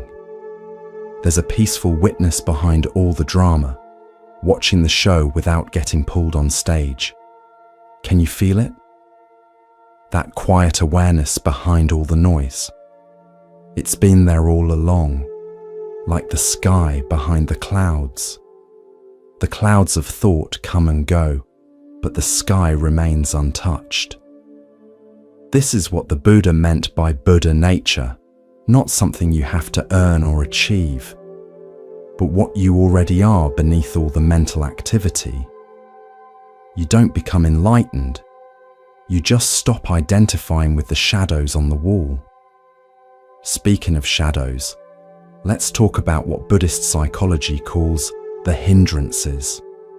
You've got front row seats to the full show tonight. There's desire, wanting things to be different. I want to sleep has become your mantra, repeated with all the effectiveness of wishing for a unicorn. There's aversion, pushing away what's here. You're treating wakefulness like it's personally offended you, like it showed up to your party uninvited and drank all your good wine. There's restlessness, the mental equivalent of pacing in a cage. Your thoughts are doing laps around your skull like they're training for the anxiety Olympics. There's dullness, that heavy, foggy quality that's not quite sleep, but makes thinking feel like swimming through molasses. And there's doubt, questioning whether any of this matters, whether you'll ever sleep again, whether Buddhist wisdom applies to someone whose main spiritual practice is checking their phone.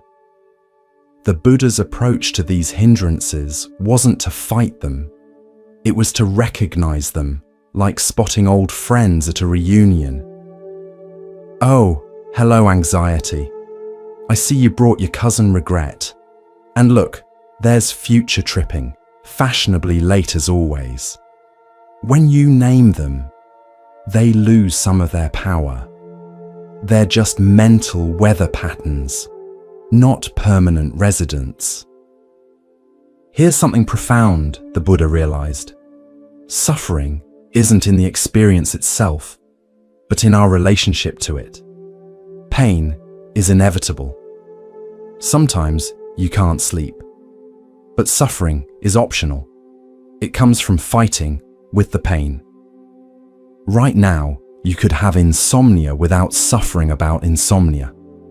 Wild concept, right? Like having rain without getting wet. But the Buddha wasn't talking about physical wetness. He was talking about mental resistance. The rain of wakefulness is falling.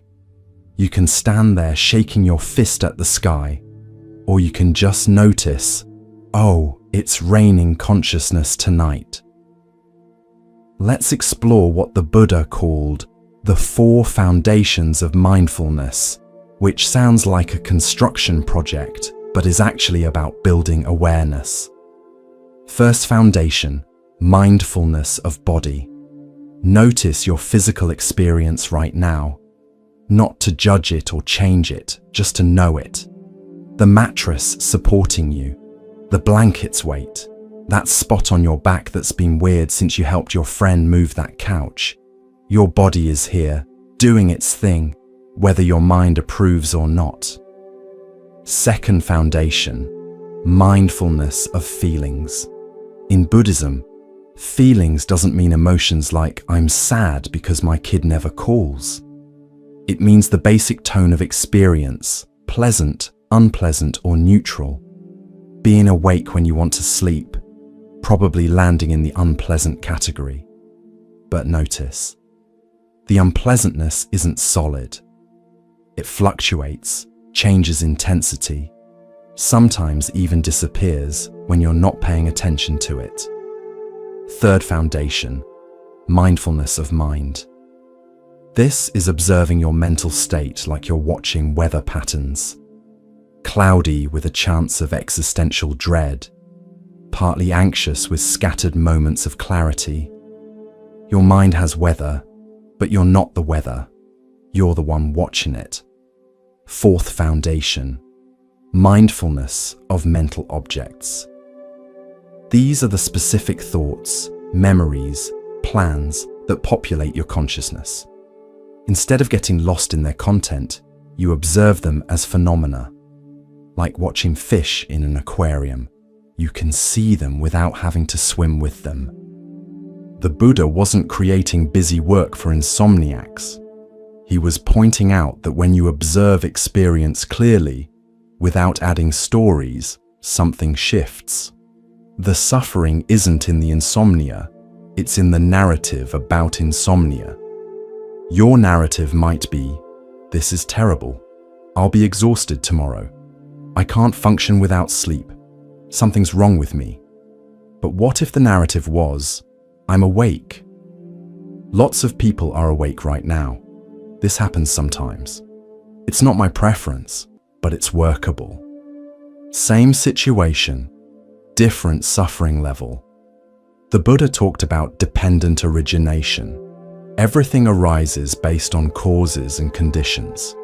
Your wakefulness right now isn't random punishment from the universe. It's the result of countless factors. What you ate, what you thought about, your stress levels, the phase of the moon, that article about sleep you read last week that's now making you anxious about being anxious about sleep. Understanding this web of causation doesn't make sleep magically appear, but it removes the personal sting. This isn't happening to you. It's just happening based on conditions, many of which you couldn't control if you tried. Let's talk about what Buddhists call emptiness. Not the depressing kind you feel looking at your retirement account, but the liberating recognition that things don't exist in the solid way we imagine. Your insomnia isn't a thing. It's a label for a collection of experiences: physical alertness, mental activity, emotional frustration, time awareness, tomorrow dread, and so on. Remove any element and the experience changes. This isn't philosophical hair splitting, it's practical. When you see that insomnia is empty of inherent existence, you stop treating it like a solid enemy to defeat. It's more like a cloud, appears solid from a distance, but up close, it's just vapor. The Buddha discovered something called the 3 characteristics of existence. Everything is impermanent, unsatisfactory, and not self. Sounds like a terrible Yelp review for existence, but it's actually liberating. Impermanent means this sleeplessness will pass. It also means if you do fall asleep, that won't last either.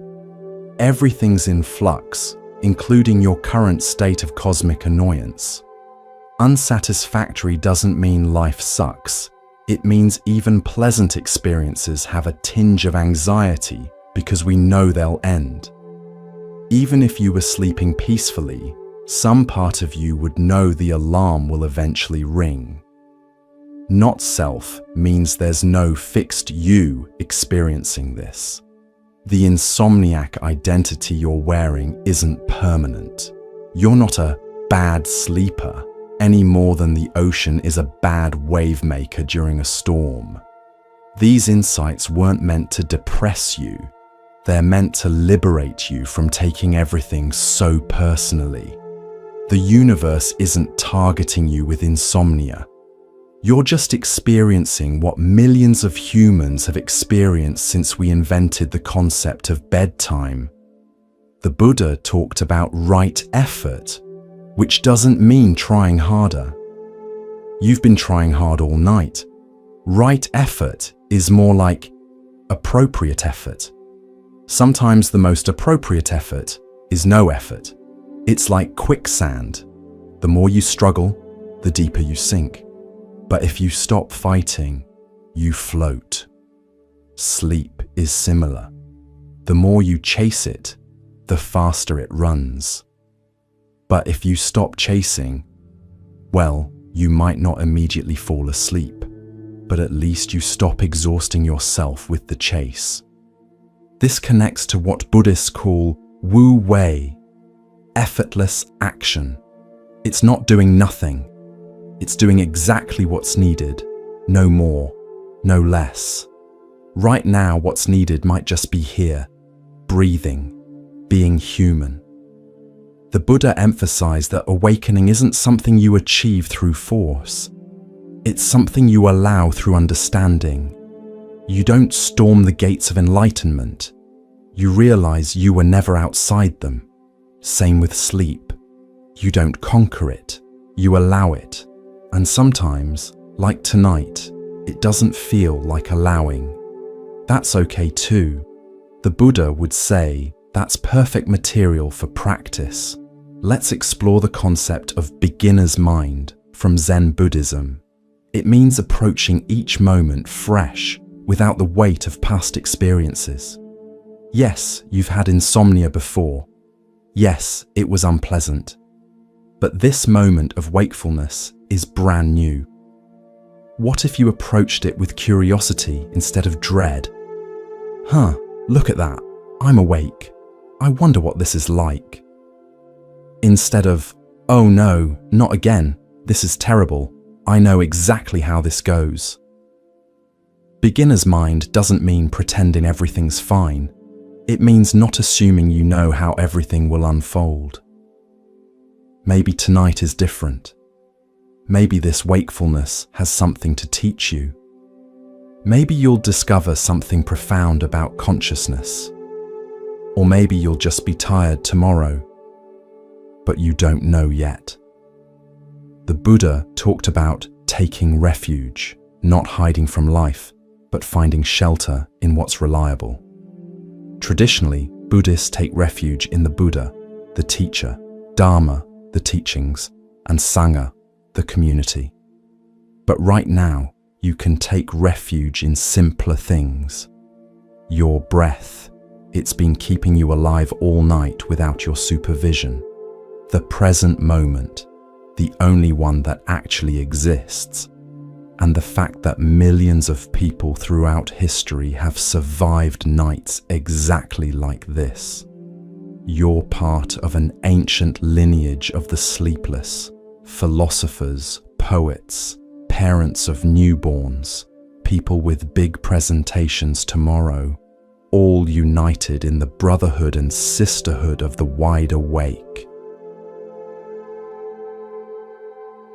The Buddha taught about loving kindness meditation, starting with yourself. This is radical now when you're more inclined toward self-criticism. But try it. May I be happy? May I be peaceful?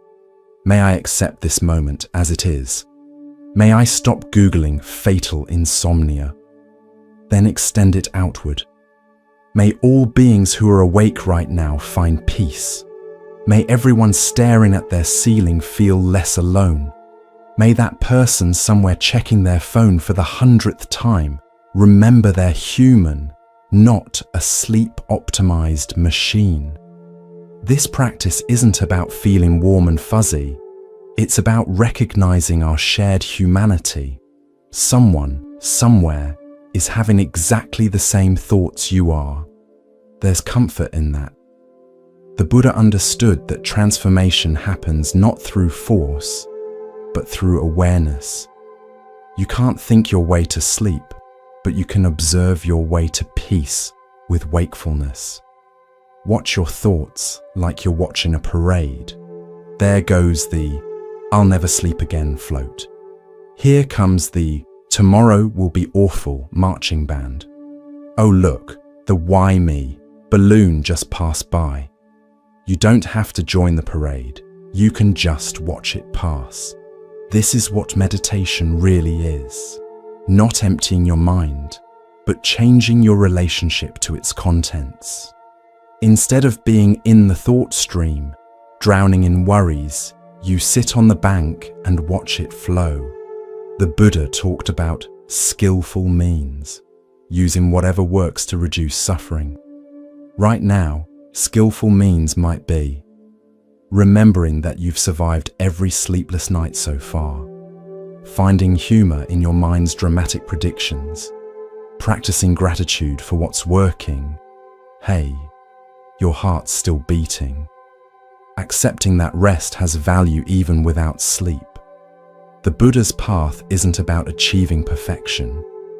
It's about finding freedom within imperfection. Your insomnia isn't a failure of spiritual practice. It is spiritual practice. Every moment of wakefulness is a chance to practice presence, acceptance, compassion. Let's talk about what Buddhists call the middle way between extremes. You've been swinging between trying to force sleep and despairing about wakefulness. The middle way is neither forcing nor giving up. It's just being with what is. This is revolutionary thinking. Your whole life, you've been taught that effort solves problems. But some problems dissolve when you stop treating them as problems. Insomnia might be one of them. The Buddha discovered that much of our suffering comes from what he called the second arrow. The first arrow is what happens. You can't sleep. The second arrow is your reaction. All the stories about what this means, all the future catastrophes you're imagining. You can't always avoid the first arrow, but the second arrow, that's optional. You're shooting yourself with second arrows all night. This is terrible. I'm broken. Tomorrow's ruined. What if you just took the first arrow? Simple wakefulness, without adding the dramatic commentary. Here's a Buddhist mindbender. Consciousness is naturally luminous and knowing. It doesn't need sleep to function. The awareness that knows you're tired isn't itself tired. The awareness that observes anxiety isn't anxious. Right now, can you sense that awareness? The knowing that knows you're awake? It's perfectly peaceful, always has been. The drama is in the content of consciousness, not consciousness itself. This is what the Buddha meant by Buddha nature. Not something you achieve, but what you already are beneath the mental noise. You don't have to become peaceful. You just have to notice the peace that's already here, hidden beneath layers of thinking. The Buddha taught that suffering ends not when circumstances change, but when our relationship to circumstances changes. You might still be awake at dawn, but you don't have to suffer about it. You can be wakefully at peace, restlessly calm, alertly accepting. This is the paradox of the Buddhist path. You find what you're seeking when you stop seeking. You achieve peace when you stop trying to achieve.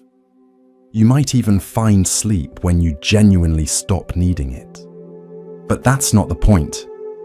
The point is discovering that who you really are isn't disturbed by insomnia or anything else. You're the sky, not the weather. You're the ocean, not the waves. Your awareness itself, naturally peaceful, already free. So here you are, in the deep hours before dawn, accidentally discovering what monks spend years in caves trying to find. The cosmic joke is that enlightenment was hiding in your insomnia all along. The Buddha would probably laugh at this. After all his years of extreme practices, he found awakening by simply sitting down and stopping the struggle. You're finding it by lying down and running out of strategies. Different posture, same discovery. Peace isn't something you achieve. It's what remains when you stop fighting with what is. The night is darkest before dawn, they say. But what if the darkness isn't the enemy? What if it's the perfect condition for seeing your true nature? Luminous awareness that shines even in the absence of sleep. This is your midnight Dharma talk, your involuntary meditation retreat, your unscheduled appointment with wisdom. The Buddha would approve.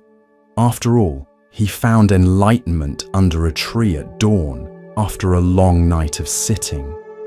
You're finding yours in bed after a long night of not sleeping. Different setting, same timeless truths emerging in the silence between thoughts. And maybe that's the greatest teaching of all.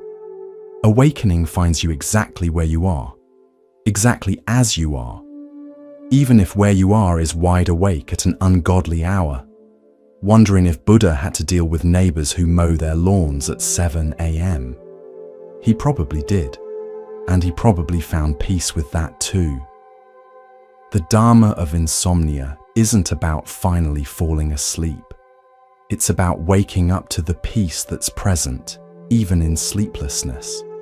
It's about discovering that you're already home, even when rest feels far away. So breathe, notice, accept. And if sleep comes, let it. If it doesn't, that's okay too. You're exactly where you need to be, learning exactly what you need to learn, being exactly who you are. And sometimes, in the deepest hours of the night, being awake is its own kind of enlightenment. The Buddha smiled under his Bodhi tree. You can smile in your bed. Different century, same timeless moment of understanding. This is it. This is the practice. This is the path. And you're already walking it, one wakeful breath at a time. Welcome to the night shift of awakening. The hours are terrible, but the wisdom is timeless. And who knows, by the time the sun rises, you might just discover that you were never really lost. You were just finding your way home by a different route, the scenic path through insomnia, guided by teachings that have helped wanderers find peace in the dark for over 2,000 years. The Buddha would be proud, or at least understanding. After all, he knew a thing or two about long nights and the wisdom they can bring. And now, so do you. Sweet dreams, whether sleeping or waking. The peace you're seeking isn't in tomorrow's rest, it's in this moment's acceptance, and that's a teaching worth staying up for. But wait, there's more. Because Buddhist philosophy is like one of those late-night infomercials, except instead of selling you a miracle mop, it's trying to give away peace of mind for free, and you're still suspicious there's a catch. The Buddha talked about something called the 8 worldly winds: pleasure and pain, gain and loss, praise and blame, fame and disrepute. Right now, you're being blown about by the winds of pain, can't sleep, and loss, losing sleep, possibly worried about blame from yourself tomorrow, and disrepute, looking tired at that meeting. But here's the thing about wind, you can't stop it. You can build walls, but that just creates more turbulence. The Buddha's suggestion? Become like a mountain. Let the winds blow. The mountain doesn't care. It just mountains.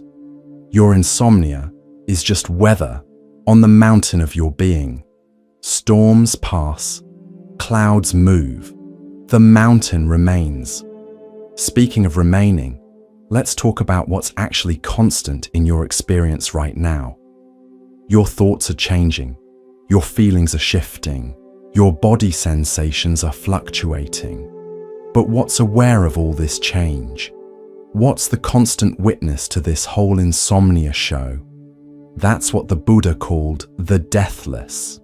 Not because it's morbid, but because it's the part of you that doesn't come and go with conditions. It's awareness itself, and it's perfectly fine with being awake at unseemly hours. You know what's funny? The Buddha's dad tried to shield him from all suffering by keeping him in a pleasure palace. Didn't work. Your mind's trying to shield you from the suffering of wakefulness by spinning stories about how to escape it. Also not working. Sometimes the way out is through. Not through forcing or fighting, but through simple acknowledgement. Yep, I'm awake. This is what awake feels like. The Buddha discovered something called the 3 doors to liberation: emptiness, signlessness, and wishlessness. Let's make them less abstract and more, I need this to make sense. Emptiness. Your insomnia isn't a solid thing. It's made up of thoughts, feelings, sensations, all of which are changing. It's like a university. Seems solid from the outside, but it's really just buildings, people, and ideas, all of which could change. Signlessness. Stop looking for signs that sleep is coming. Stop interpreting every yawn, every heavy eyelid, every moment of quiet as maybe now. These signs are just more thoughts. Sleep doesn't announce its arrival. It just arrives. Wishlessness. This is the advanced level. Not even wishing for sleep. Not because you're giving up, but because you're so okay with this moment that sleep becomes optional. Like when you stop caring if your crush texts back, and suddenly they do. The universe is weird like that. The Buddha taught about right mindfulness, which includes mindfulness of death. Now, before you panic that we're getting too heavy for insomnia hour, hear me out. Remembering impermanence, including our own, has a way of putting sleepless nights in perspective. In the vast scheme of things, losing one night's sleep isn't the catastrophe your mind's making it out to be. You've lost nights before, you'll lose them again, and someday you'll sleep the longest sleep of all. Makes tonight seem less dramatic, doesn't it? But let's not get too philosophical. Let's talk about what the Buddha called the 4 immeasurables: loving kindness, compassion, sympathetic joy, and equanimity. These are like emotional superpowers, and you can practice them right now, horizontal and frustrated. Loving kindness, already covered. Be nice to your sleepless self. Compassion, feel for everyone else who's awake right now, scrolling through their phones, wondering if melatonin actually works, or if it's just expensive placebo. Sympathetic joy, be happy for everyone who is sleeping. Your partner snoring beside you, your neighbor who never seems stressed, that friend who claims they fall asleep the moment their head hits the pillow. Don't resent their rest. It proves sleep is possible in this universe. Equanimity, the advanced practice. Equal acceptance of sleep and wakefulness. Not preferring one over the other. Okay, this one's tough. Maybe just aim for slightly less desperate attachment to unconsciousness. The Buddha talked about different types of concentration. There's access concentration, just enough focus to stay with an object. That's what you need right now. Not laser focus, just gentle attention. Like watching clouds, not analyzing their molecular structure. Then there's absorption concentration. Deeper states where you lose sense of time and self. You might accidentally achieve this while staring at your ceiling. Congratulations, you've reached what monks train years for. Too bad it's not as restful as they make it sound. Here's something practical from Buddhist psychology. the mind inclines toward whatever it frequently thinks about. If you spend every sleepless night catastrophizing, guess what your mind's going to do next time you can't sleep? It's like training a dog to bark at mailmen, then wondering why it won't stop, but you can train it differently. Each moment you spend peacefully awake is retraining your mind. Oh, we can be awake without panicking. Interesting. Your future self will thank you. The Buddha emphasized that suffering isn't punishment, it's information. Your insomnia is telling you something. Maybe it's about stress or caffeine, or that your mind needs more space to process life. But it's definitely telling you about your relationship to control. You can't control sleep. Join the club of things you can't control, which includes other people, the weather, the stock market, and whether your sports team wins. Quite a club. The membership fees are high, but the freedom is worth it. Let's talk about what Buddhists call the near enemies. States that look like spiritual qualities, but aren't. The near enemy of equanimity is indifference. You might think you're being zen about insomnia when really you're just resigned. True equanimity has engagement, curiosity, aliveness. The near enemy of compassion is pity. Feeling sorry for yourself isn't compassion. It's just another form of suffering. True compassion says, this is hard, and I'm here for myself through it. The Buddha taught about wise attention versus unwise attention. Unwise attention fixates on, why me? When will this end? What's wrong with me? Wise attention notices body lying down, breath happening, thoughts arising, awareness aware. Simple, but not easy, like most worthwhile things. Here's a Buddhist take on time. The past is memory, the future is imagination, the present is reality. Right now, you're suffering about tomorrow's tiredness, imagination, based on previous experiences of sleeplessness, memory. The actual reality, you're just lying here breathing.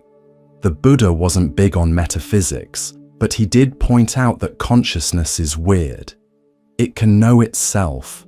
Right now, you're aware that you're aware. You're conscious of consciousness.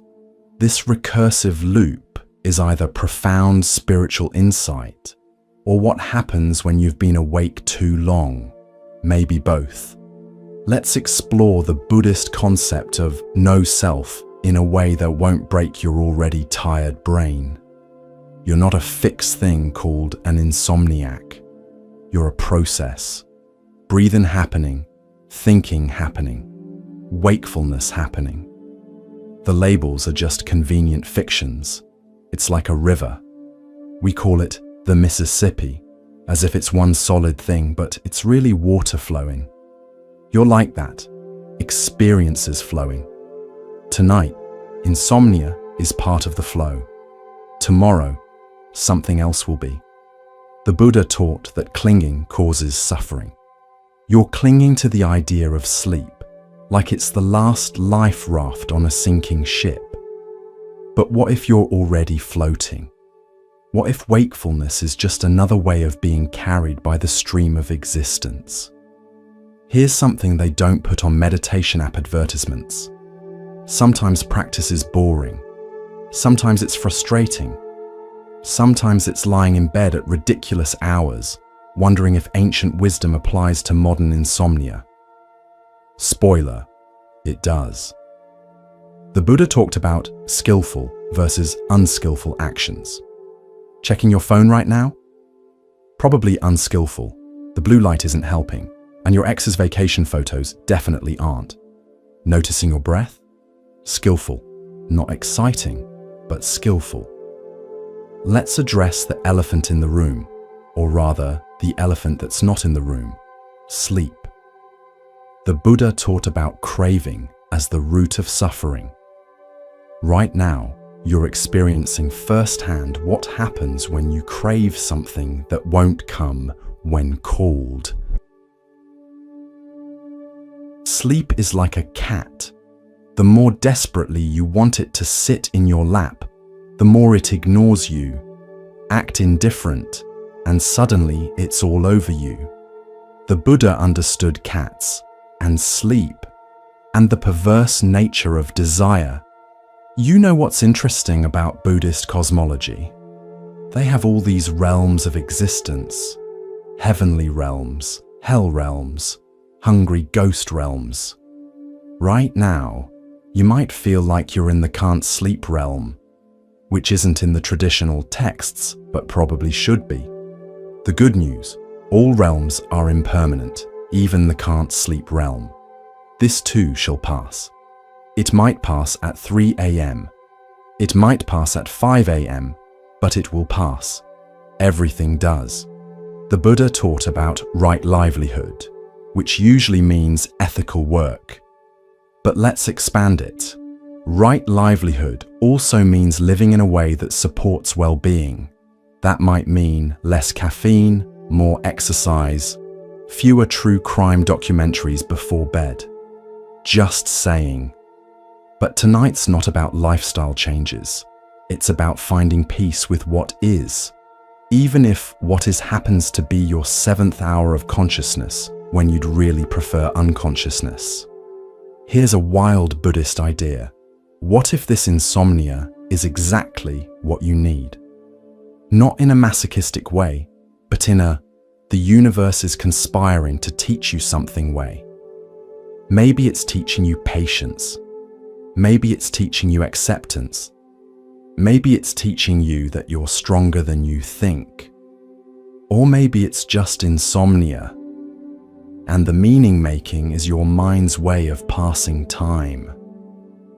The Buddha would probably say both can be true. Let's talk about the Buddhist concept of merit. Traditionally, it's the good karma you accumulate through virtuous actions. But I'd argue that every moment you spend not completely losing your mind during insomnia is accumulating merit. You're basically a spiritual athlete right now. The Buddha taught about the 3 jewels: Buddha, Dharma, Sangha. Right now, you can take refuge in Buddha, meaning the fact that someone actually figured this stuff out. Then there's Dharma, these teachings that somehow still apply to your current crisis. And finally Sangha, the invisible community of everyone else who's awake right now, probably listening to something similar, wondering if ancient wisdom really works on modern insomnia. You're not alone. You're part of a global Sangha of the sleepless. There's weird comfort in that. The Buddha talked about Vedana, the feeling tone of experience. Not emotions, but the basic pleasant, unpleasant, neutral quality. Right now, notice the unpleasantness of wakefulness, the pleasantness of your soft pillow, the neutrality of distant traffic sounds. It's all just Vedana, rising and passing. Here's some advanced Buddhism for your advanced insomnia. The teaching of 2 truths, conventional truth and ultimate truth. Conventional truth, you can't sleep and it sucks. Ultimate truth, there's no separate you to have insomnia, just this moment's experience unfolding. Both are true. You can honor your conventional suffering while remembering ultimate freedom. It's like being in a movie. You can feel the emotions while knowing it's just a film. The Buddha emphasized direct experience over belief. You don't have to believe these teachings will help. Just experiment. Notice what happens when you stop fighting wakefulness. Notice what happens when you treat yourself kindly. Notice what happens when you remember this is temporary. Your bedroom has become a laboratory for consciousness research. You're basically a scientist now. A very tired scientist, but still. Speaking of science, modern research is confirming what the Buddha knew. Mindfulness changes your relationship to difficult experiences. It doesn't make insomnia go away, but it makes it workable. Like the difference between being in pain and suffering about pain. The Buddha taught that intention matters. Your intention right now might be, just survive until morning. That's valid. But what if your intention shifted to, use this wakefulness to understand my mind better? Same insomnia, different journey. Let's be real though. Sometimes spiritual practice feels like putting lipstick on a pig. You're exhausted, frustrated, and someone, me, is telling you about ancient wisdom. The Buddha would get it. He tried everything before finding the middle way. But here's what's beautiful. The path doesn't require perfection. It just requires presence. And you're nailing presence right now. You're so present you can't escape into sleep. That's something. The Buddha talked about karma vipaka, the fruits of action. The fruit of fighting sleep is more wakefulness. The fruit of accepting wakefulness is, well, you'll have to find out. That's the experiment you're running tonight. Remember the Buddha's fire sermon? Everything is burning with desire, aversion, delusion. Right now, you're burning with desire for sleep. But what if you just let yourself burn? Not in a destructive way, but like a candle, steady, bright, eventually burning itself out. Here's some Buddhist humor. Why did the monk refuse Ambien? Because he preferred natural awareness. The Buddha probably wouldn't laugh at this either. He was more into profound silence than dad jokes. But seriously, the Buddha understood that sometimes you need lightness on the path. Taking your insomnia too seriously is just another form of suffering. Can you find any absurdity in lying here, having an existential crisis in your pajamas? The Buddha taught about the middle way in everything. Not too tight, not too loose, like tuning a guitar. Right now, you're strung way too tight about sleep. What would loosening feel like?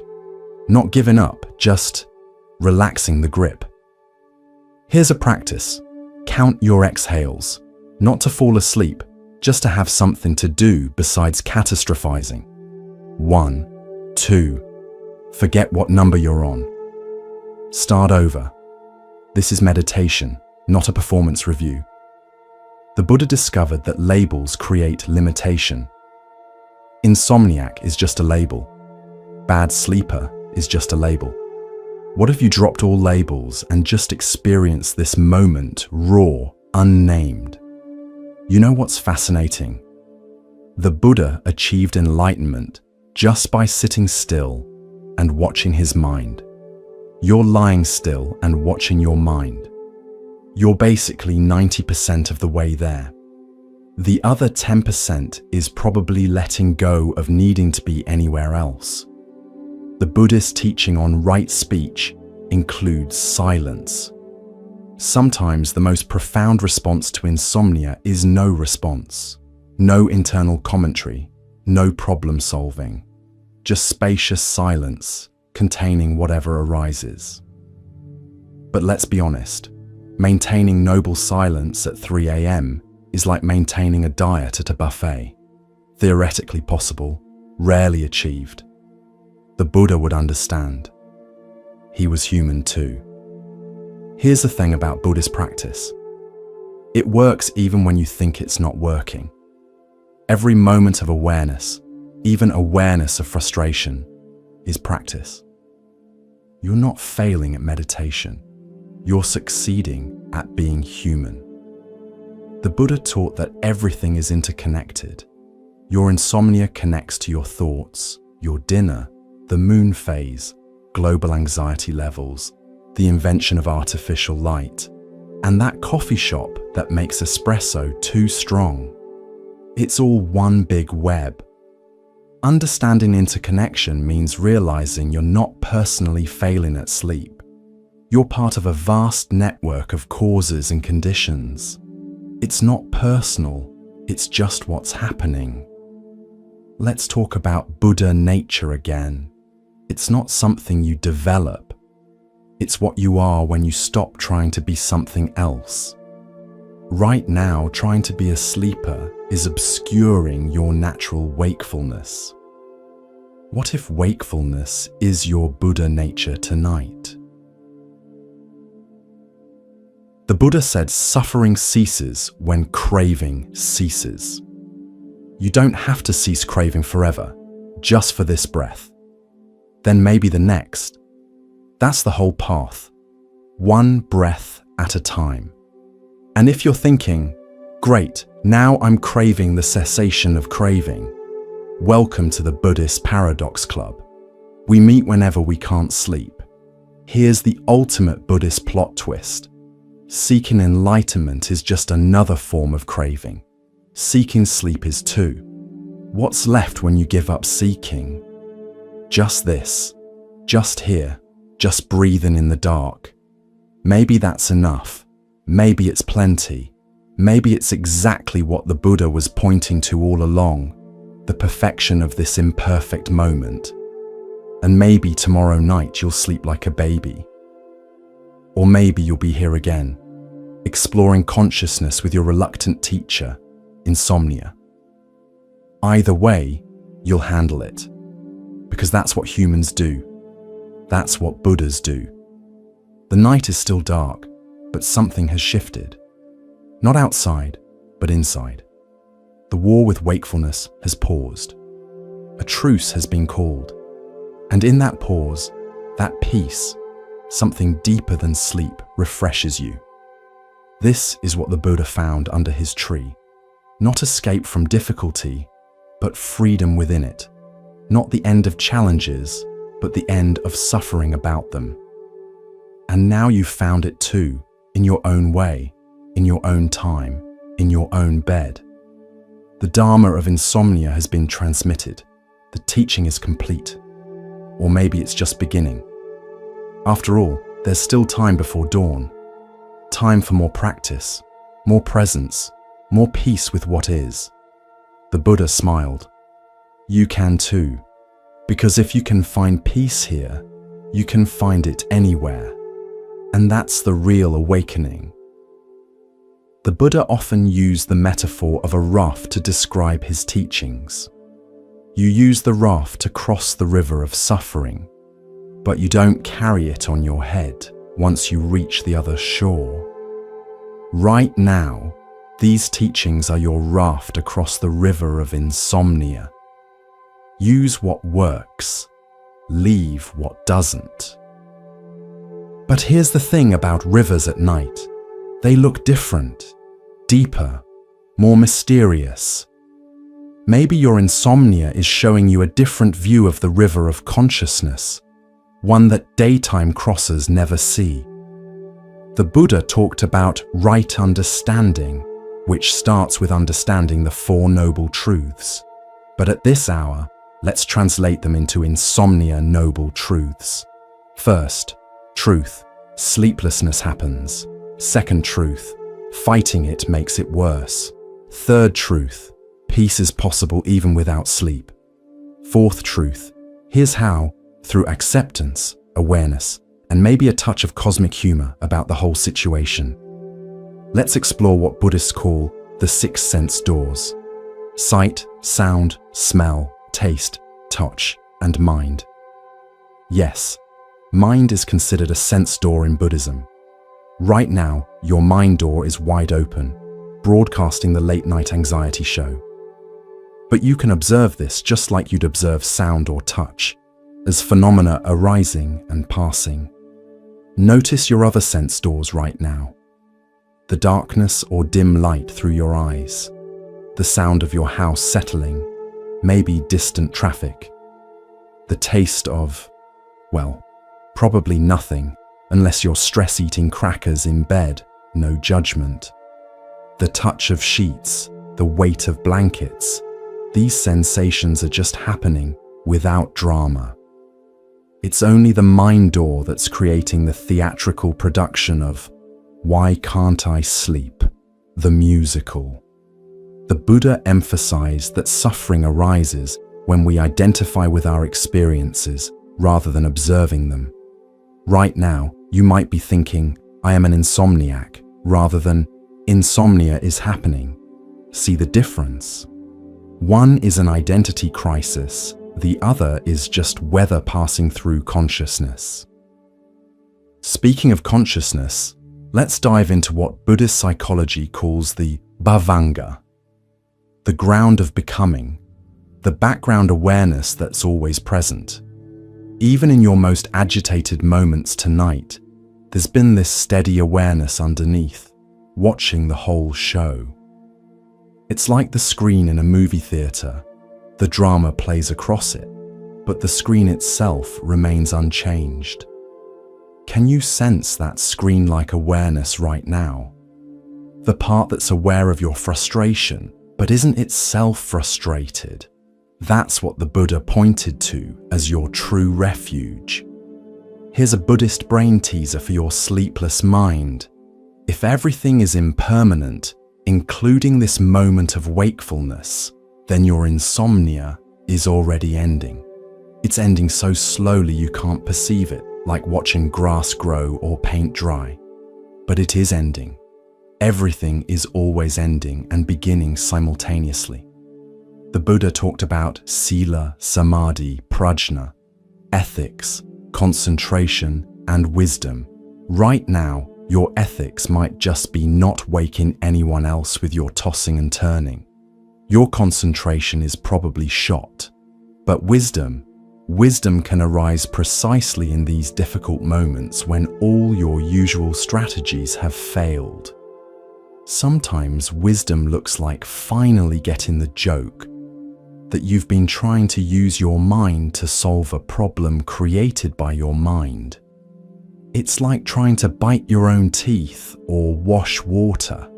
The Buddha would definitely see the humor in this. Let's talk about what Buddhists call the 3 times: past, present, and future. Your mind has been time traveling all night, regretting the past. Why did I have that late coffee?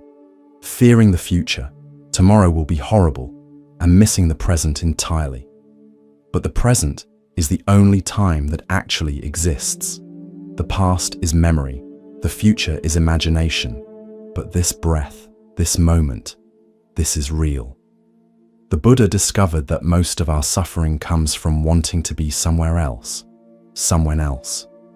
Right now, you want to be in tomorrow morning, already rested, or in an alternate timeline where you fell asleep hours ago. But the only place peace exists is here, now, in this supposedly wrong moment. Here's something profound hidden in your insomnia. You're experiencing what Buddhists call dukkha, the suffering of suffering. You're not just experiencing wakefulness, you're suffering about your suffering, creating meta-suffering, suffering squared. It's like compound interest, but for misery. The antidote: stop adding layers. Just let there be simple wakefulness without the elaborate story about what it means. The Buddha taught about wise attention versus unwise attention. Unwise attention asks, why is this happening to me? Wise attention asks, what is this? Not analyzing, just curious. What is this experience of lying awake actually like when you strip away all the drama? You might discover it's just energy in the body, thoughts in the mind, breath coming and going. Not pleasant, but not the catastrophe your mind's been producing either. Let's explore the Buddhist concept of Vedana, feeling tone, more deeply. Every experience has a feeling tone, pleasant, unpleasant, or neutral. Your bed, probably pleasant. Being awake, unpleasant. The sound of your own breathing, potentially neutral. The Buddha's insight was that we don't suffer from Vedana itself, but from our reactions to it. The unpleasant feeling of wakefulness isn't the problem.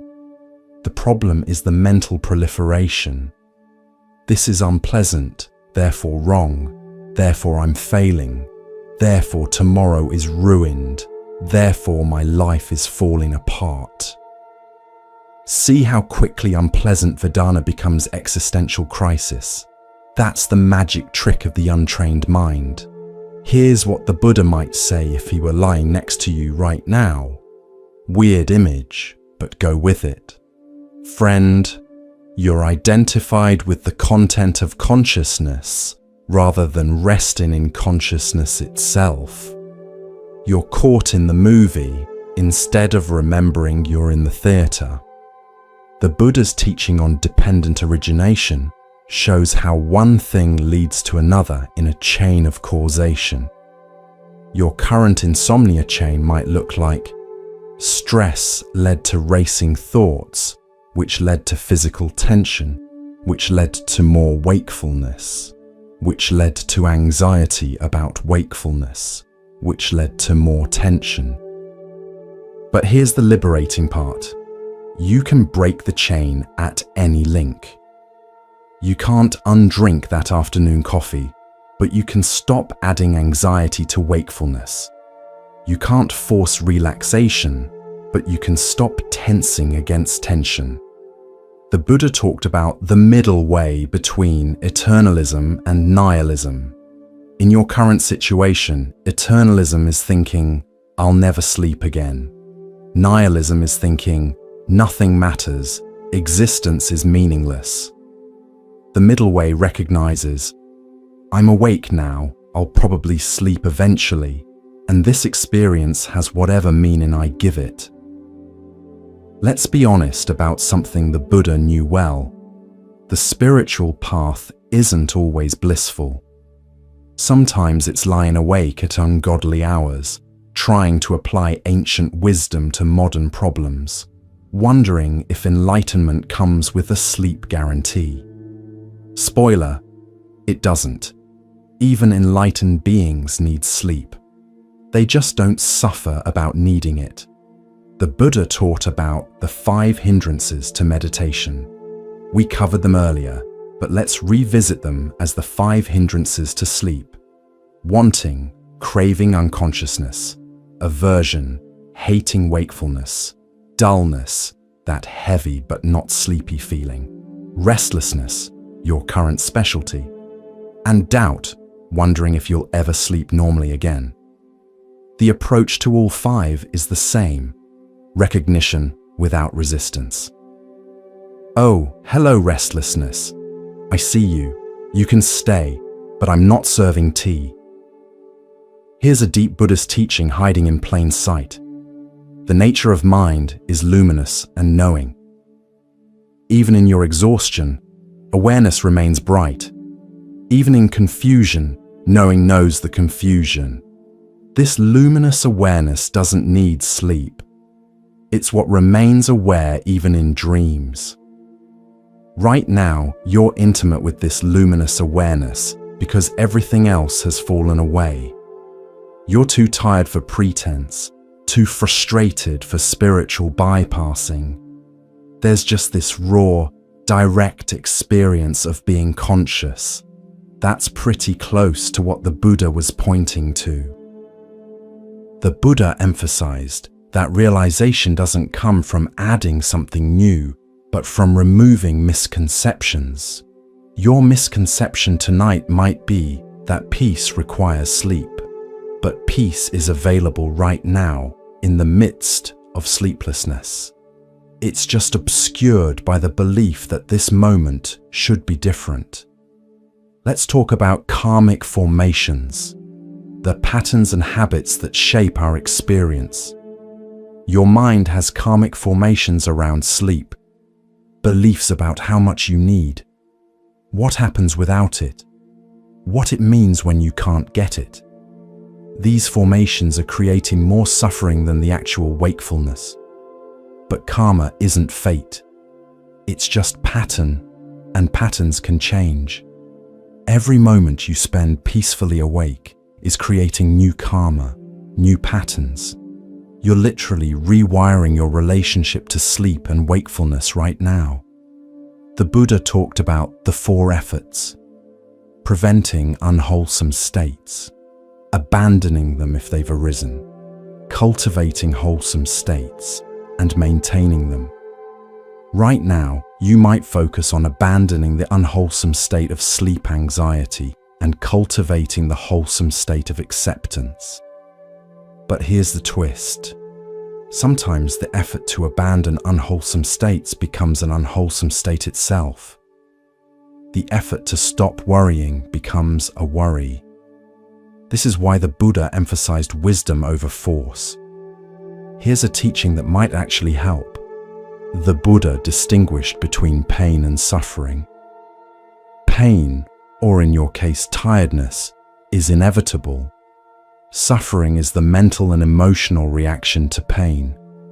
You can't avoid feeling tired tomorrow, but you can avoid the suffering of anticipating that tiredness all night. The Buddha's contemporary, Mahavira, founder of Jainism, taught extreme asceticism. The Buddha tried that path, starving himself, exposing himself to elements, probably staying awake for days. Know what he discovered? Extremes don't lead to liberation. The middle way does. So don't turn your insomnia into an extreme spiritual practice.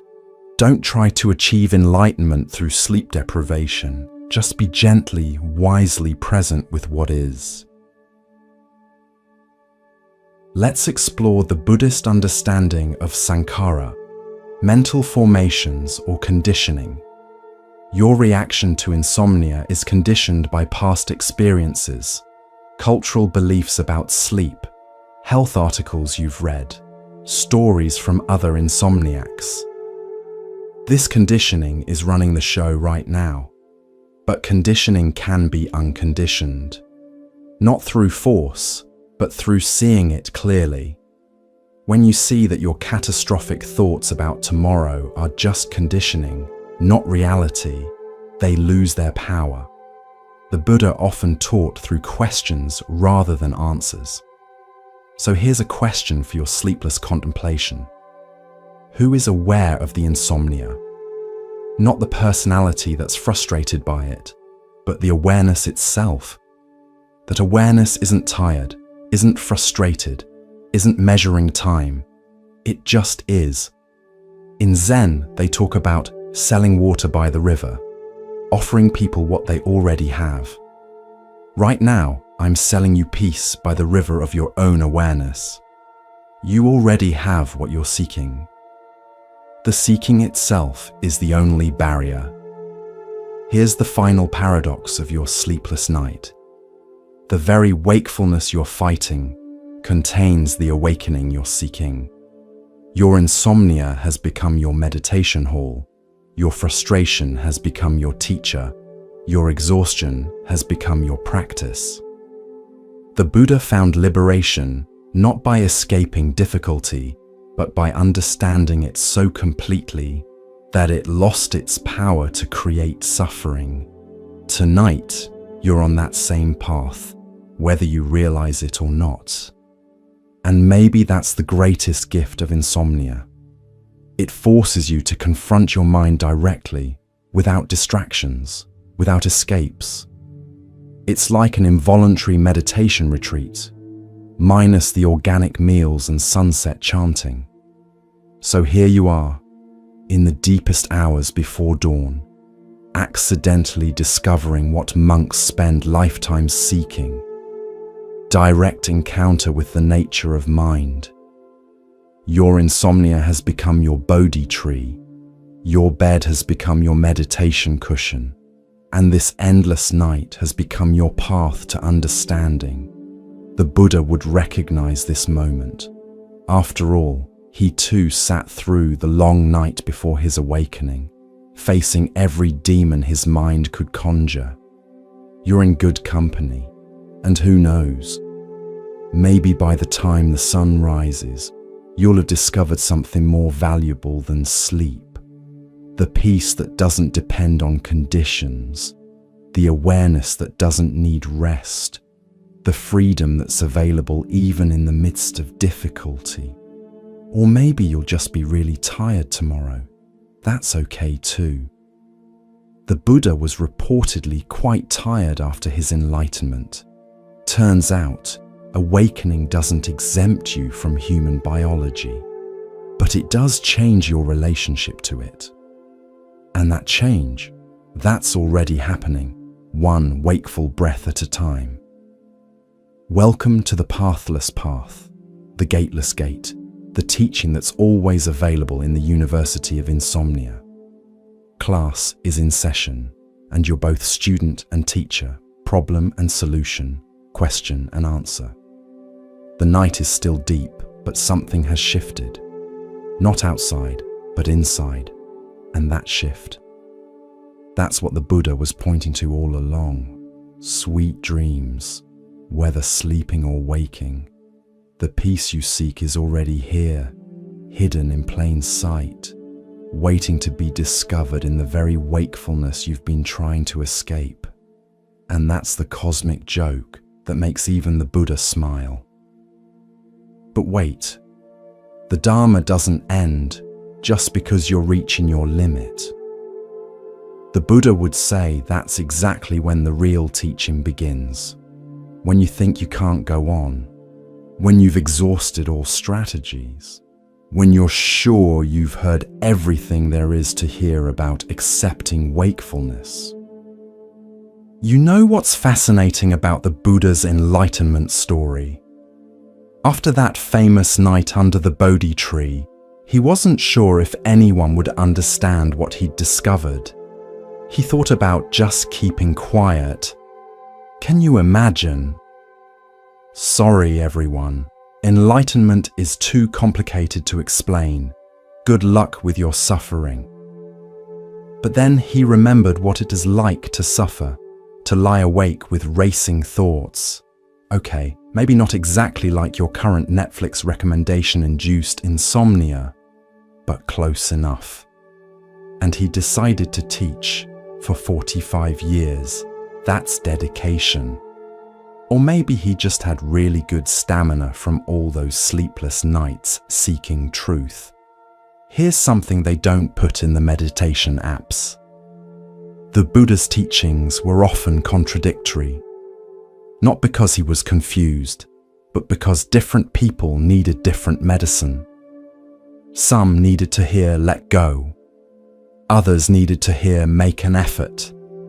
Some needed everything is impermanent. Others needed Buddha nature is eternal. Right now, what's your medicine? Maybe it's the reminder that this sleeplessness contains its own wisdom. Or maybe it's permission to stop trying so hard to find wisdom and just be irritated for a while. The Buddha would probably say both are valid. Let's talk about the Buddhist concept of upaya, skillful means. It's like having a spiritual toolbox. Sometimes you need a hammer, strong determination. Sometimes you need a feather, gentle acceptance. Tonight, you've probably been using the wrong tools, like trying to hammer your way to sleep, when what you need is the feather touch of allowing. The Buddha was big on lists. 4 noble truths, 8-fold path, 5 precepts, 3 jewels. If he were teaching today, he'd probably have a podcast called 37 Factors of Enlightenment, or a YouTube channel, Buddha Reacts to Your Existential Crisis. But all these lists point to the same thing. Wake up from the dream of separation. Right now you feel separate from sleep, fighting with wakefulness. But what if sleep and wakefulness are just 2 sides of the same coin of consciousness? Here's a Buddhist dad joke. Why did the Buddha refuse sleeping pills? Because he preferred awakening tablets. I can feel your exhausted eye roll from here. But seriously, humor has its place on the path. the Dalai Lama giggles. Zen masters were known for outrageous statements. Maybe your insomnia needs less solemn wisdom and more cosmic comedy. The Buddha talked about the divine abodes, loving kindness, compassion, sympathetic joy, and equanimity. Right now, your divine abode might feel more like cranky tiredness, self-pity, envy of sleepers, and resignation. That's okay. Even divine abodes have visiting hours. You know what's interesting? The Buddha's first sermon after enlightenment was to 5 ascetics who used to practice extreme self-denial with him. They were skeptical. Look who's talking, Mr. I gave up on harsh practices. But then they saw something in him had changed. Maybe tomorrow, someone will see something different in you too. Not because you finally slept, but because you finally made peace with not sleeping. Though they might just think you need coffee, which you probably will. The Buddhist concept of emptiness gets misunderstood. It doesn't mean nothing exists. It means things don't exist in the solid, permanent way we imagine. Like your insomnia, it feels solid and permanent right now, but it's actually made of countless changing conditions. Alter any condition, and the experience shifts. Maybe the condition that needs altering isn't your wakefulness, but your war with it. Here's something practical from Buddhist psychology. The mind inclines toward whatever it frequently contemplates. You've been contemplating sleep problems so intensely that your mind has become an expert in insomnia. Congratulations on your unofficial PhD in sleeplessness studies. But you can redirect this expertise. Start contemplating peace with wakefulness. Not because it'll make you sleep, but because it'll make you suffer less while awake. The Buddha said that everything conditioned is impermanent, unsatisfactory, and not self. Your insomnia is definitely conditioned by stress, caffeine, that horror movie you watched, planetary alignment, who knows? Therefore, it's impermanent, even though it feels eternal. Unsatisfactory, obviously, and not self. You are not your insomnia, even if it feels like you're becoming one with it. One last teaching for your horizontal meditation marathon. The Buddha emphasized that liberation isn't about changing your circumstances, but about changing your relationship to them. You might still be awake at dawn, but you don't have to be at war with wakefulness. The ancient texts say that on the night of his enlightenment, the Buddha touched the earth and called it to witness his awakening. Tonight, you can touch your mattress and call it to witness your acceptance. It's not the same as enlightenment, but it's a start. And sometimes, a start is all we need. The path of 1,000 miles begins with a single step. The path through insomnia begins with a single breath of acceptance. So breathe, accept, and if sleep comes, let it. If it doesn't, that's okay too. You're already practicing the deepest teaching, being present with what is, even when what is happens to be a seemingly endless night. The Buddha would approve, or at least he'd understand. After all, awakening comes in many forms. Sweet dreams, whenever they arrive. And if they don't, sweet awareness. That's good too. The Dharma of insomnia is now complete. Or maybe it's just beginning. With Buddhist teachings, you never really know. And that uncertainty, that's the final lesson. Peace be with you, fellow traveler of the night. The dawn always comes, but awakening is already here.